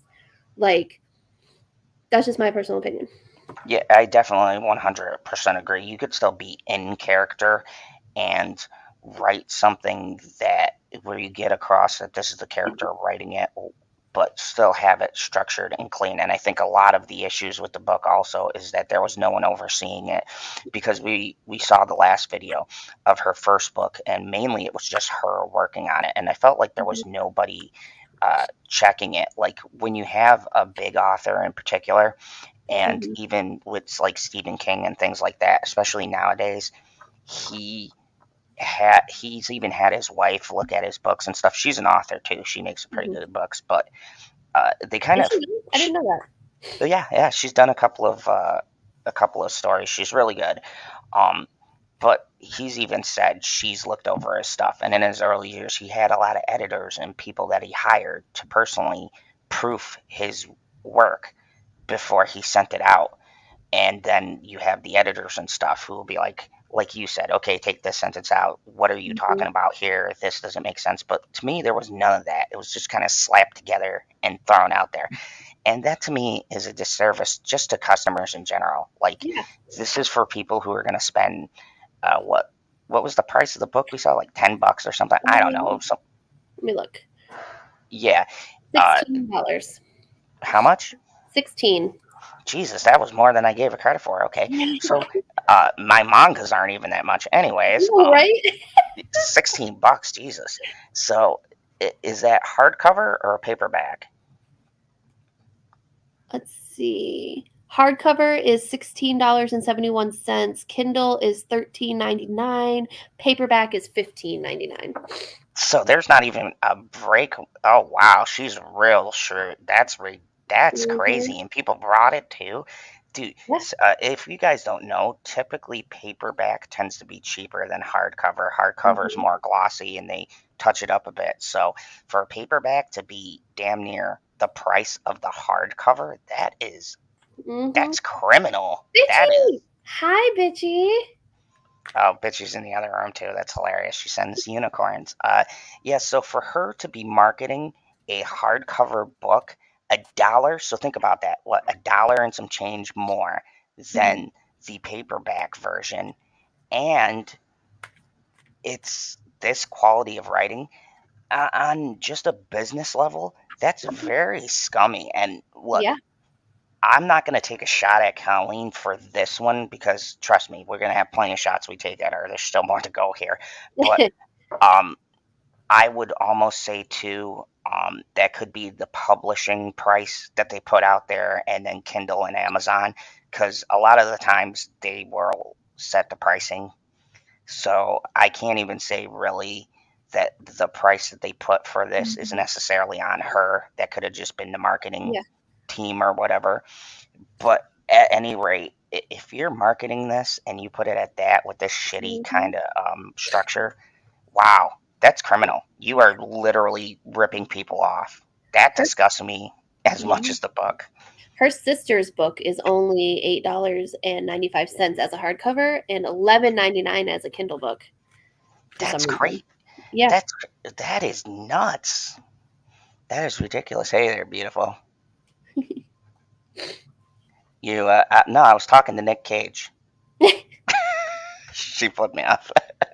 Love you. I love you, bitchy, even if Zod doesn't. She said I have some fucking nerve. Okay, so so before I get slapped alive, let's continue. You guys are just gonna see a hand come across the screen. Wouldn't be the first time, probably not the last time. Just an FYI, if you think I'm in an abusive relationship, 90% of what I get, I deserve. Trust me. Blink So twice if you need help. No, I'm just kidding. That was for bitchy, not you. Sorry. I'm gonna run away with it. that's what everyone says. Like everyone's waiting for us to do a just bitching. By the way, we put off the one for Sunday, but we do have a stream we want to do. That'll be hilarious with a person who's just as terrible as, well, not as terrible as Colleen, but their jokes are just as bad. Anyways, let's continue. Because it really drags and it's really dull, especially in the second half. Then there's a bunch more jokes about Miranda thinking she's dating or going to date openly gay men, so that's fun. As a few commenters pointed out on the last video, some people think this is Homophobia like has really entered the chat. fetishizing I was gay so men. afraid. What? I said homophobia has entered the chat. I was so afraid she would forget that one. Oh yeah, there's racism too. You'll see clips, but so I'm gonna play tonight as a great YouTuber who's also covering this. I got a lot of people that I cite here, but Spell Sesh, she talks about now there is rumors of racism, and this isn't like, oh, conjunction.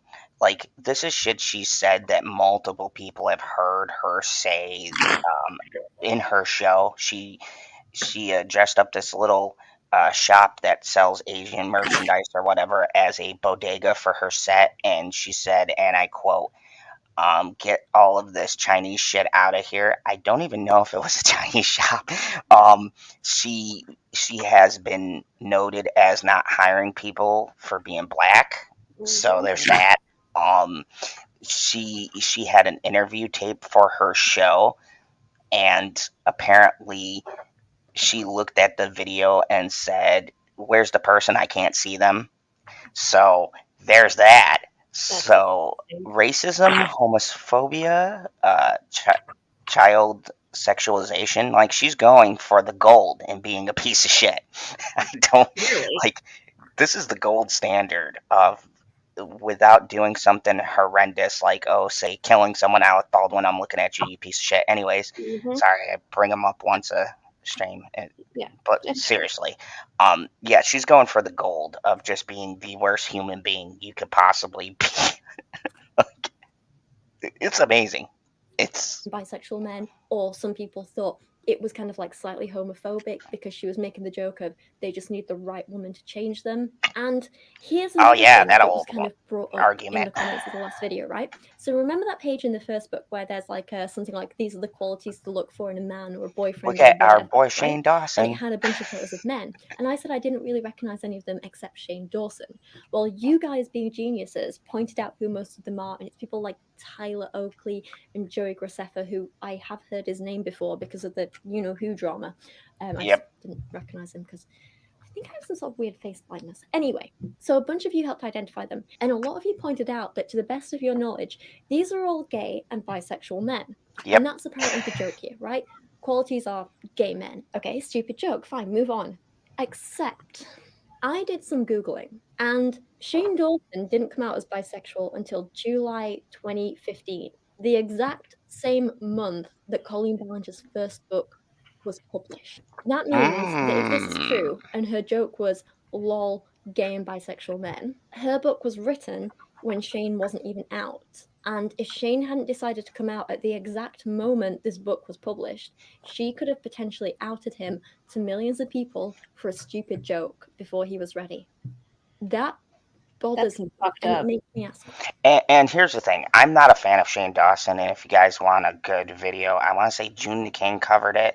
There's been a lot of, just look up Shane Dawson. You'll find multiple videos of people who have covered it. And look, he's a piece of shit. But that being said, the stuff he's done is in the realm of adult shit. Like, it was never this grooming shit or whatever. Don't get me wrong.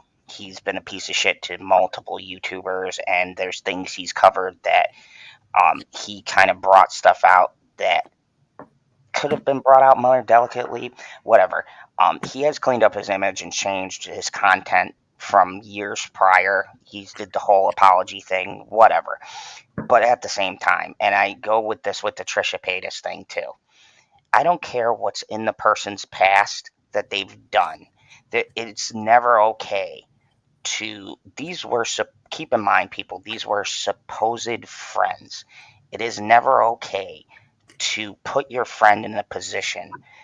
And so this is a habit of her even fucking over her adult friends, right? So Shane had to have known this book was coming out because he's very high up in the YouTube sphere. And now, look, I don't know if she told him and she's like, this is in my book or whatever, but knowing Colleen, probably not.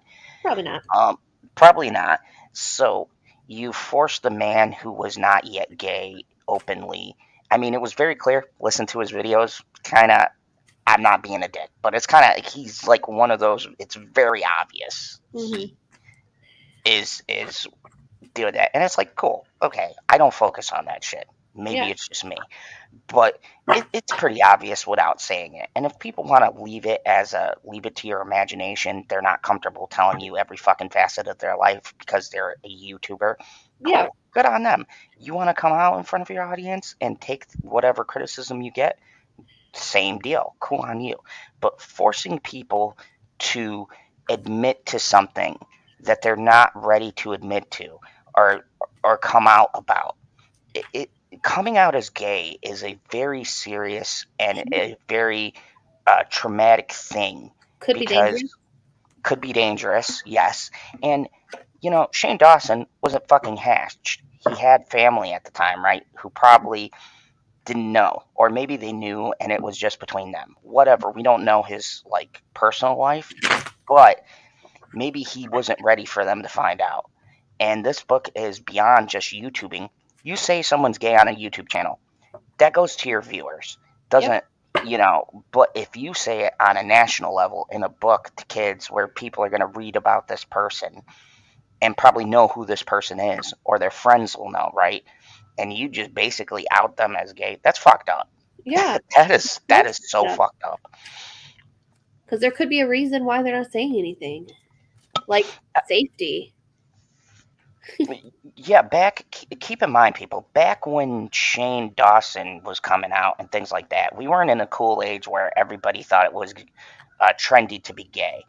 Okay, I was born in 1984, and I tell a lot of people this. Back when especially in the 90s, there were people being killed for being gay. That's not hyperbole. That's not a fucking joke. Look it up. There's cases of kids murdering kids in high school for just because they were gay. Even adults murdering kids or other adults or teenagers because they had a problem with this gay person. And it's a very serious thing. And this is another habitual thing with Colleen.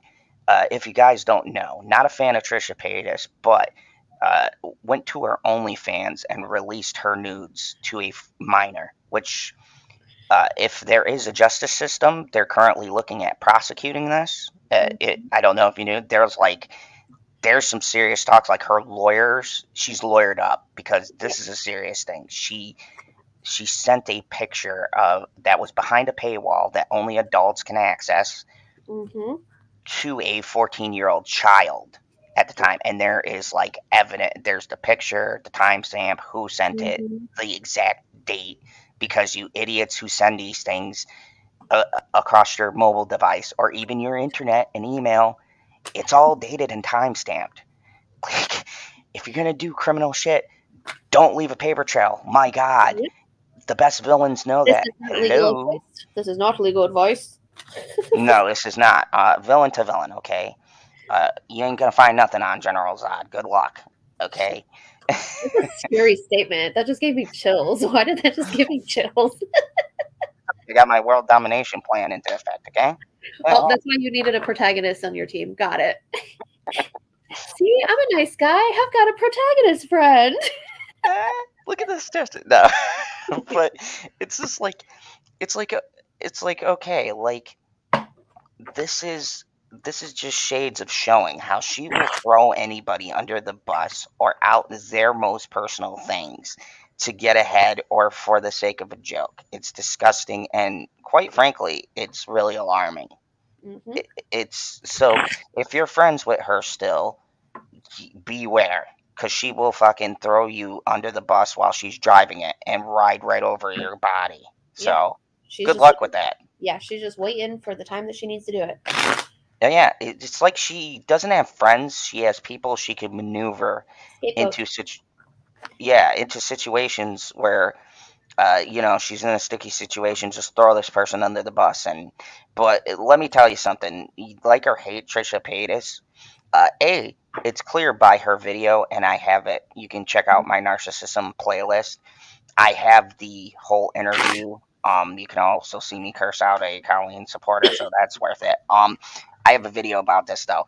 Uh, you could see from her face, this is a very different. Like, she used to do apologies where her mascara was running, and she was like, "Guys, I got something to tell you. This is so horrible." Like one of those people. I was like, "God damn, just get to the point." But in this video, when you see her face, it's all business, and it's coming from someone who's like the real person, quite hurt by all of this stuff, and it's actually really fucked up. And so, you're messing with people's lives. So not only kids is she affecting, but other adults and supposedly colleagues and friends.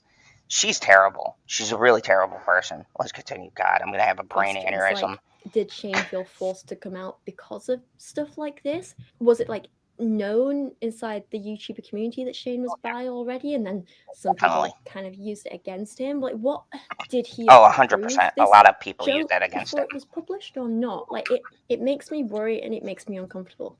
As much as I dislike Shane Dawson and the things he's done, no one deserves to be outed before they're ready. And I'm not Yep, saying that's what 100%. Colleen did, but the timings are a little suspect, and it bothers me. The book then moves on to make more and more penis jokes.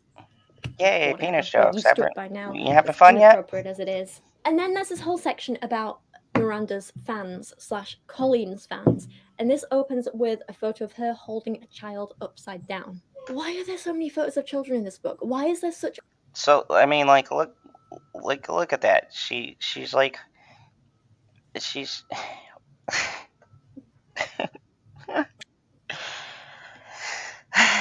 A focus on children in this book if Miranda's audience isn't children? She's PG-13. These kids are not 13. This is like an actual small toddler thing. Maybe not toddler, I don't know ages. But like what? He's like 5, 6 or something? She's clearly very, very aware of who her audience is. She's met a lot of them. She's posed for photos with a lot of them. She's got the letters and the artwork from a lot of them. So why is she in denial that her audience is so full of children? And why does she keep making content that is inappropriate for children when she knows children are going to consume it? At this point, she's either staying willfully ignorant or she just doesn't care about the consequences of her actions and how it affects real children. She doesn't care. The next section then includes fan mail letters she got from children and teens, like some of their ages are listed as like 14 and whatever. I'm not sure if these are real or not, but she clearly knows her audience is stupidly young, because if they're real, then this is a 14-year-old writing to her. If they're fake, then she knows 14-year-olds write to her, and so she put it in the letter. These letters have then been annotated by Colleen / Miranda, and for example, this one has a note about how a fan should become an orphan because their parents hate Colleen's videos. Then there's a bunch of fan art from again. So she told a fan who wrote into her that they should become an orphan because their parents hate their videos. Like, folks, just imagine if you wrote into your favorite person. I don't know. Pick a person you really like, right? You're super excited. They read your thing. They publish it in their book, and they put a notation that because your parents don't like their video, oh, just become an orphan. That's not going to create any types of behavior towards their parents because Mhm.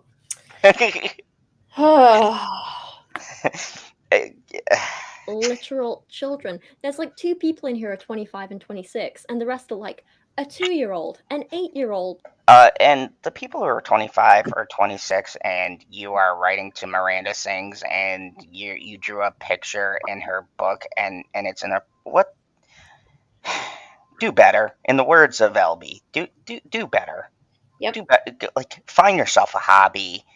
Like look, okay, I got a stand-up of Nick Cage. If you guys don't know, there's a big running joke, but I love Nick Cage. Nick Cage will probably always make my top 10s whenever he releases a movie, okay? Got a thing for Nick. I got Nick's biography. I got a shrine to Nick Cage, okay?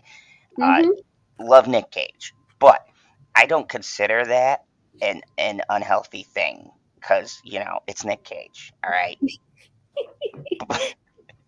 like Nick Cage marries someone, I might be a little bit biased in that situation. But anyways, but no, so I like Nick Cage, right? But Right. if you're sitting here and there's a person like this who makes this kind of content and you're feeding into it being a now adult, you have the mental capacity to understand what she's talking about. Yeah. And you're co-signing on this, clearly you might have some things going on. Yeah. Because you're in a book with like 8, 9, 10, 11, up to 14, 15-year-old kids. Yeah. It's even from fan base, that's weird. That's fucking weird. A 6-year-old and so on. Here you have a bunch of people drawing stuff emphasizing Colleen/Miranda's vagina and Miranda 26. Colleen 25. Do we know if this is real or is this just something that she put together just to make it appear so? Like, that's my question. I want to say those ages are just put together. Mm-hmm. I can't, but then again, there's a lot of stupid people in this world, so yeah. It could conceivably be real. I think the kids stuff is very much real. Yeah. It looks like art kids would send in, and I don't think she's skilled enough to make all of these pictures and put them in the book. I don't think she's got that kind of, just the way it's structured and everything, I don't think she's got that kind of patience. So it seems to me a lot of stuff she would get and then just throw into the book. Yeah. Okay, proceed. We got to make it being, look, I have a vagina. Hey, children, look at my vagina. Vagina's here. Children. Next vagina. video is about fluffy cats and unicorns. So 2 of these are done by adults, but then this one, you have a 6-year-old who drew in the vagina crack. God's sake. Technically, the outside is the vulva. Anyway, not the point. She drew it all in, and then Colleen annotated this with the question, is this a front, a butt, or a worm? Then there's a whole page of photos of fans posing with Miranda, and again, most of these are really, really young. Really young. And I have to ask, did she get permission to put all these in the book? Yeah, that's what I'm wondering. I don't know. Like, are these people going to grow up and regret this? Are they going to have issues with it? Like, especially now. Then there's stuff about her winning a Teen Choice Award. She knows her audience is full teenagers. Oh, she knows. Good job, Nickelodeon. She's always we all know you guys. Then this page was interesting because this has a mention of someone called Corey. And again, I'm terrible with knowing who people are, and everything is like. Isn't Corey her sidekick? Is this the Corey that Corey DeSoto? Yeah. I recognize that douchey, self-righteous, pompous face anywhere. This guy's a piece of work, and when I get into it tonight, I'll talk more about him. But yeah, he's a piece of shit. If you guys don't know who Corey is, he still to this day is like the hype man, if you will, behind the scenes. He's bullied fans. He's treated people like shit. There's all sorts of allegations against himself with the way he's talked to kids and ran the stage production and all sorts of shit. So Corey's in the thick of it. Very much a scumbag. I have a theory. So yeah, he's definitely behind the scenes. That's been involved in all the drama recently, Yep. and who like covered for her in the past and Mm-hmm. screwed over Adam McIntyre and was also creepy with kids. Is this that same Corey? Or is Yes. this a different person? And then there's this page which is just aged so badly. Like, yeah, sure, people like Jake Paul and Logan Paul suck, because that's clearly who she was referring to. And yeah, they did give YouTubers a really bad name for a while. But also, so are you. You're not better than them. You've done the No. same crap that they've done. You've exploited children like they have. You know, they're not making you look bad. You're making you look bad. You're all ignorant. Yeah, like I agree with her on this. And to be fair, not that I'm in the corner of Logan and Jake Paul, I just find their shenanigans like hilarious on that level of the lengths they go to. But a lot of their exploitation to me is the gaining money from their audience kind of a deal and pushing their merch, which that's a conversation within itself, like the logistics. But we could say that about game companies, right? EA, all these companies who put in pay to win mechanics, knowing kids are going to get it, they're going to grab their kids' credit card or their dad's mom's credit cards and buy all this shit, and the parents are going to realize what they're buying and spend hundreds of dollars. So this is more of a corporate thing to me, but it's not necessarily them as individuals like manipulating and grooming their fan base. It's just they're greedy scumbags. They're the typical scumbags you find marketing this You all stuff. exploit kids. You're all inappropriate with a young audience. You're all like producing overly sexualized content for children. You're all teaching kids to be irresponsible and stupid. Like, so much stuff in this book and the last book is about Miranda as a kid playing with knives and fire and all that sort of thing. And like, yeah, when you have kids reading it, that is gonna encourage irresponsible and dangerous behavior in them, just like Jake Paul's stunts and pranks and crap like that, right? You're all bad influences on kids. See, I can't Don't speak on pretend that you're because I better than grew them. up, like I So said, that with aged like badly. Johnny Knoxville, And then that, yeah, that's Tom the end Green. of the So book. So I was part of that generation. overall, there were a few more bits in this book that I haven't spoken about, but a lot of them were the same issues that arose in the first book. So some of the inappropriate jokes, the sexualizing of Miranda's child self and other kids, like that sort of thing. It's all the same stuff that's in the first book that I have to complain about. So that's why I wanted this video to be shorter and just focus on the things that really bothered me, like the baby photo. It really messed me up. I don't know why more people aren't talking about that. Maybe people just haven't seen it. We are I now. looked through all the reviews for this book, and there are not as many reviews on this book as the first one. So I feel like not as many people read it, not as many people are aware of it. No one's pointing out the baby photo, and it really bothers me. So I don't know. But please let me know down in the comments if you think I am overreacting, or I don't know. Am I overreacting? No, am I not at all. blowing this out of proportion? Am I being too overprotective? I don't know. I really don't know. But I would like to hear your thoughts on this, especially from people who are Like, look, that not clearly YouTubers disturbed her. themselves. I feel like sometimes with my job being what it is, I am maybe overly cautious of like the influence that I and others have on people, and I do tend to overthink things. and be No, like, you're being "Oh, but responsible. what are the audience going to say? What are the public going to say? What are people going to like learn from this and take away from this?" And this right So here, maybe I'm overreacting. what she's doing here, this word vomit, apology, maybe I'm this, maybe I'm that, trying to excuse and make excuses. This is the problem. This is why these people get away with this shit.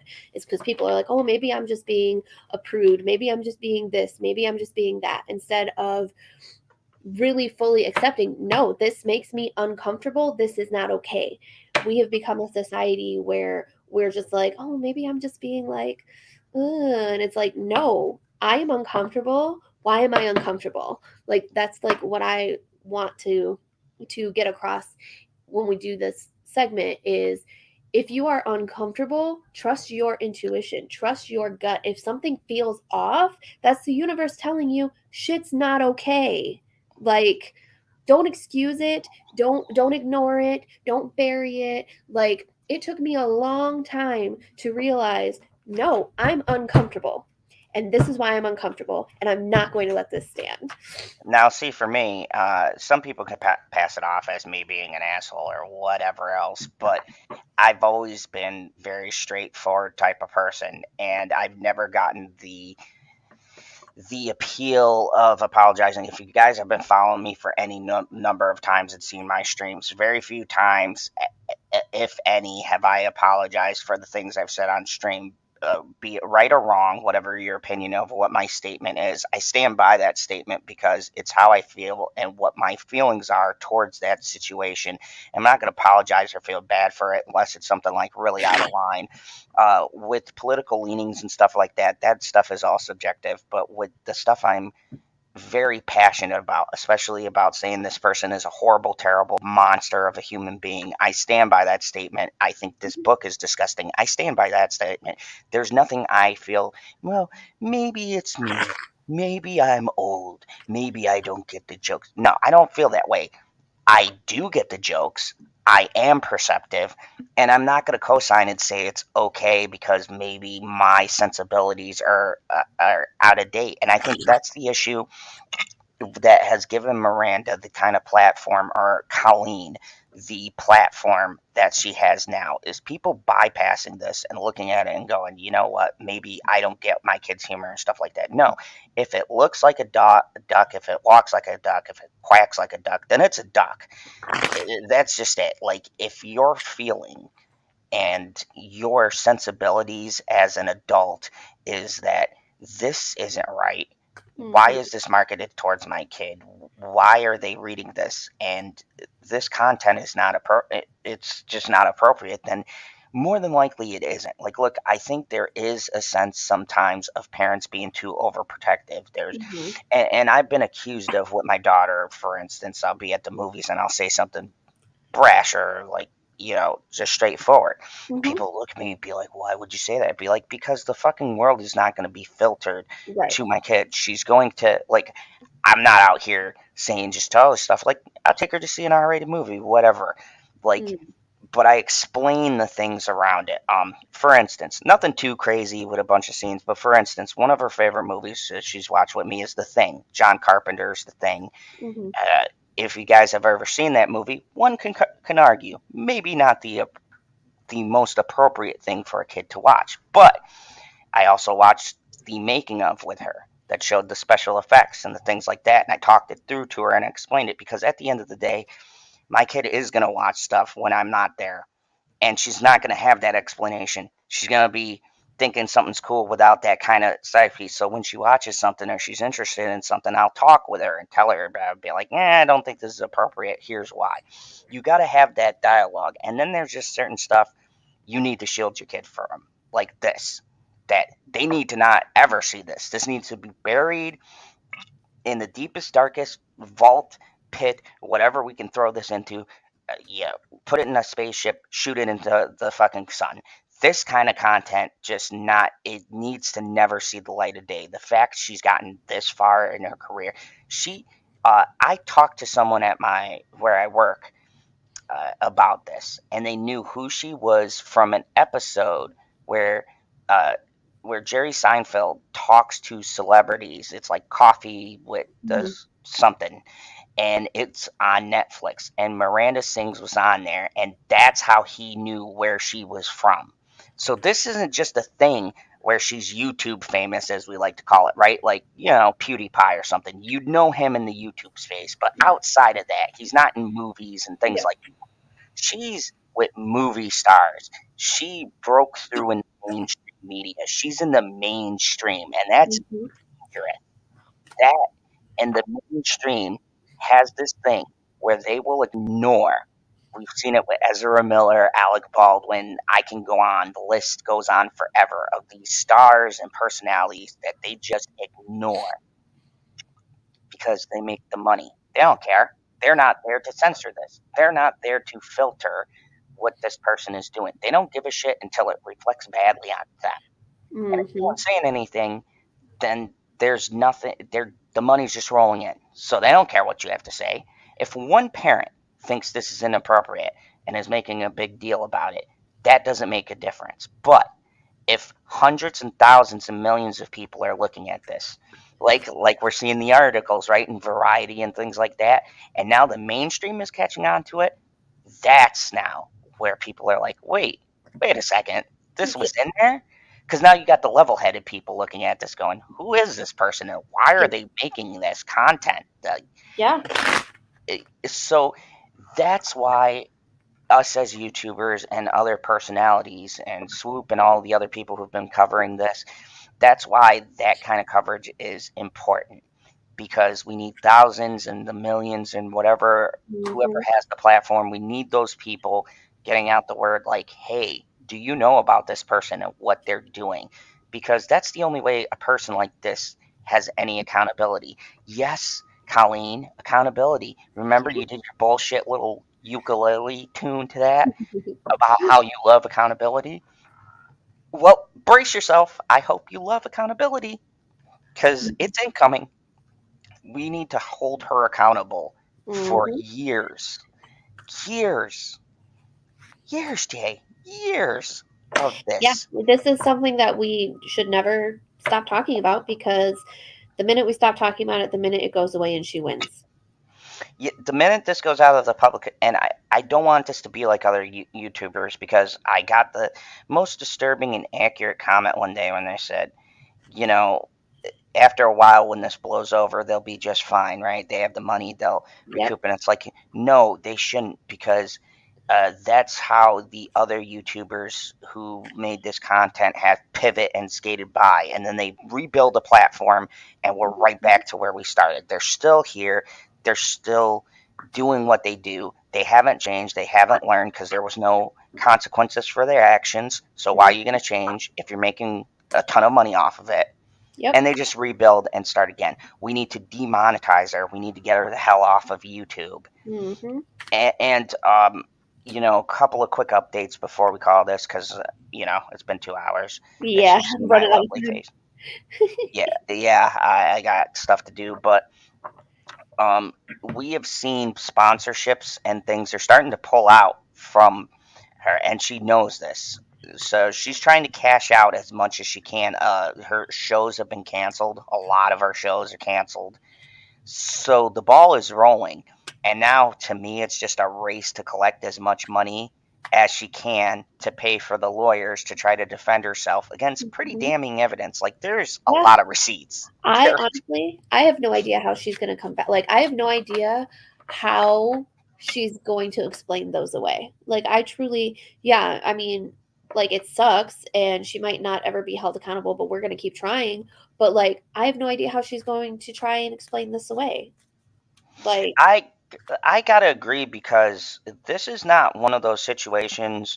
There's been a lot of comics and comedians, especially recently, where a lot of their jokes, you can kind of give them 50-50, because it falls under that fine line of, oh, it was a joke, whatever, but look at their audience, or allegations with particular comics with sexual stuff behind the scenes, right?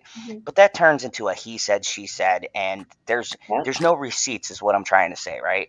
This one, there are texts, there's voicemail, there's pictures, there's this book. This book could be literally Exhibit A. You could set up a pattern of inappropriate behavior just off these 2 books, and you can say, oh, it's just my personality, teehee.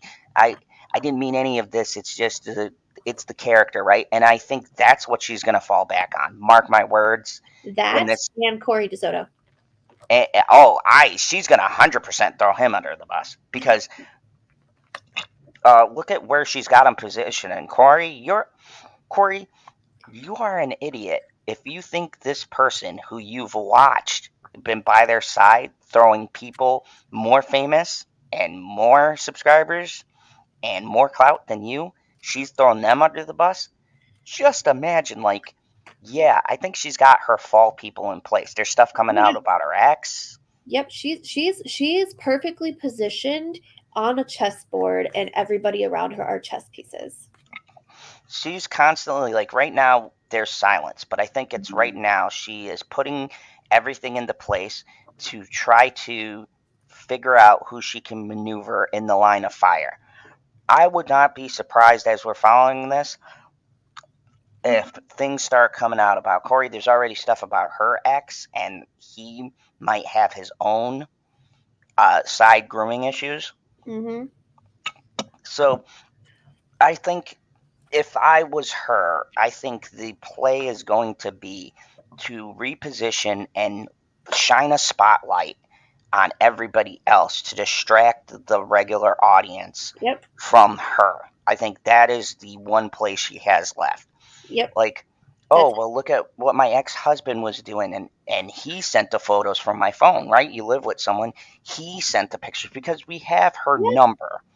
You could easily explain that by going, well, I was living with my husband and I let him use the phone and he sent the photos, right? So now you're shifting the blame, and then given he's got inappropriate conversations documented and actual phone calls, you know what I mean? So I can see in my mind what her moves are, because don't get it twisted, folks.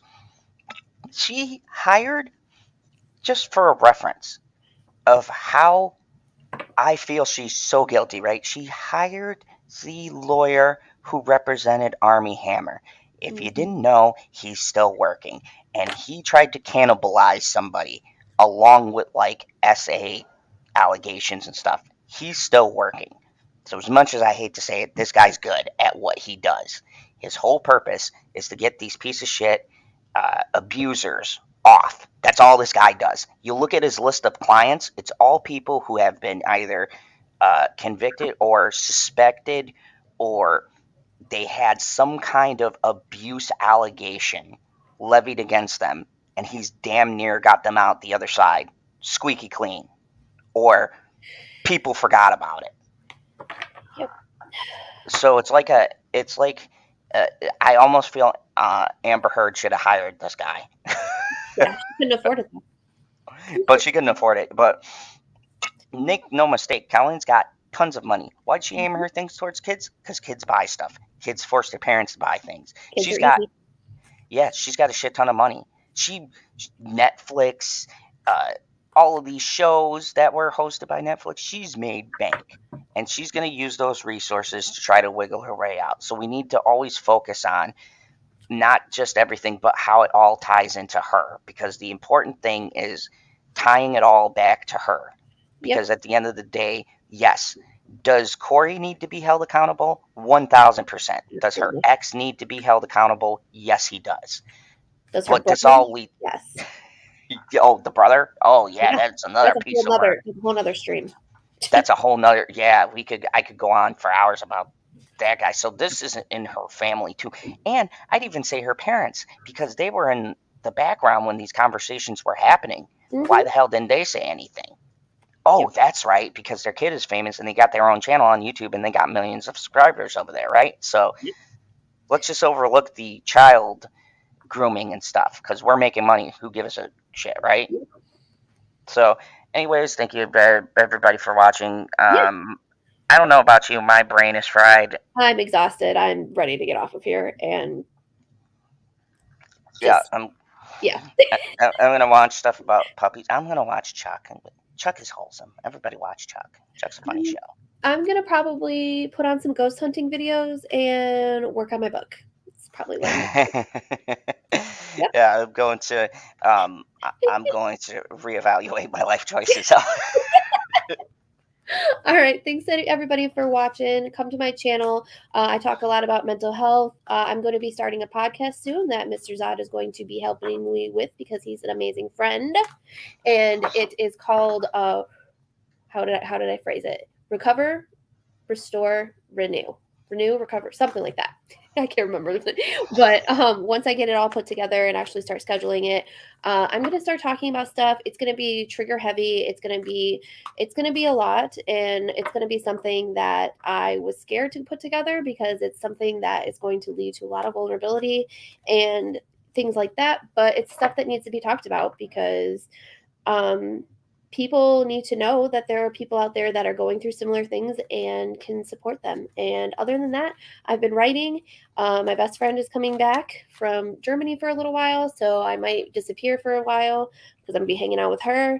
And then, yeah, other than that, I'm starting to get in the swing of streaming again and getting back into writing and really starting to kind of manifest better YouTube life, started chasing those dreams again now that I've settled into my new job. So that's all I've got going on. And of course, this has been the most earth-breaking, ground-shaking, but never media show money taking, the man, the myth, the legend, the most electrifying villain in all of YouTube entertainment. And you can catch me tonight on Late Night Talks. Maybe I'll corral Miss Jackie in here because she loves talking about what we're going to talk about later. But I will be talking about that. I do have a video coming out for Mission Impossible: Dead Reckoning. Funny story: when I went to see that movie, I was half dead. I was not feeling good, but totally worth it. It might be like my top movie. It's very close to my number one. I haven't seen Into the Spider-Verse and a bunch of other ones, but I will be doing a top 10 list. I'm going to break it up into horror movies and then the normal movies because Nick Cage would win, but it's a horror movie, so I don't want him to dominate both my my slots. How So he? I'm going to give everybody a chance this year, and I'm going to have a regular end of the year blockbuster top 10 list, and then my Halloween um, scary movie list of my top 10 recent scary movies that I've seen. There's a lot of them not this good this year. It's been better on the other side. Unfortunately, we've had a lot of things I've looked forward to, but the last movie that'll come out before that list is Five Nights at Freddy's. So that's a strong contender if it's as good as it's looking. We'll see. Super excited for that. So I'm going to be doing those. And I'm going to be doing a lot of coverage on this Colleen thing. Keep your eyes out. I will do videos with PB. I'll do videos by myself. But I'm really going to put it in this playlist. You can go check out the playlist. It's under the Rise of Narcissism, and there's going to be a lot of videos in there. But I'm going to be covering every aspect. I'm going to look at her Netflix shows. I'm going to look at some live performances. I'm going to look at the other angle of it, the the stuff that's being said outside, like the voicemail messages, victim testimonies, all of that. It's going to have its own section. This is our normally we critique writing, give tips about writing, but this is the writing portion, which I think fits in because she wrote a book. So here we are. Thankfully, we'll get back to our normal scheduled thing Hopefully, because one day. this is this is the last thing that she's written recently. So mostly this will be things about writing and stuff like that, but I will have lots of coverage on this and following it very closely. So definitely stay tuned on my channel. I'm trying to reach out to some of the people to see if I can get them on here to talk with them because I would like to not just use other people's information to kind of get where their headspace is at. I would like to have the people tell it themselves. Right. But I understand because they're being hit up probably by tons of people and YouTubers and all sorts of things to get their story, and I get it. That's not an easy thing to talk about. Probably people don't want to talk about that shit 50 times a day, but Yeah. I would like to do something like that because I would like to get this out to as many people as I can. I think it's very important. I think it's very important to me, given things that have happened in my life and given I have a daughter and the fact that I don't want other people to go through those kind of terrible things. And the unfortunate thing is these people did. These kids grew up, they're adults now, and they have to carry that with them for the rest of their life. So be sensitive, don't be a dick, don't comment on their channels or these other channels I've shown. Don't leave nasty comments. And be aware of what's going on because at the end of the day, I want to cap this off by saying you should be accountable for what your kids are watching. You should keep a close eye on these things, and you should have this knowledge. And ask your kids. You don't have to like hover over them, but be like, hey, what are you watching? What are you looking at? Check in with your kids. See what they're watching is the highlight of this, right? Be interactive with your children because this woman was created because people ignored the kind of shit she was doing for years. And that's how we got this monster now who's taken advantage and straight up mentally abused kids that'll never get their childhood back. and it's a very serious thing. And if you don't want to create victims, then pay attention to your kids and look at what they're doing. Don't count on people like this to babysit your children. Yeah. Because people like this don't give a shit. They don't care. They want to make money, and they can give two fucks about what they do to the kids in the process. So thank you everybody for watching. Click that like button, share, subscribe, all the YouTube things, and remember the one rule here in the fandom zone. You know, nah, I feel so dirty using that now. We're not gonna do it. We're not gonna do it. We're gonna pause Well, that for a little while. we're gonna weigh on that, but you know Zod's saying. Bye, everyone. Bye.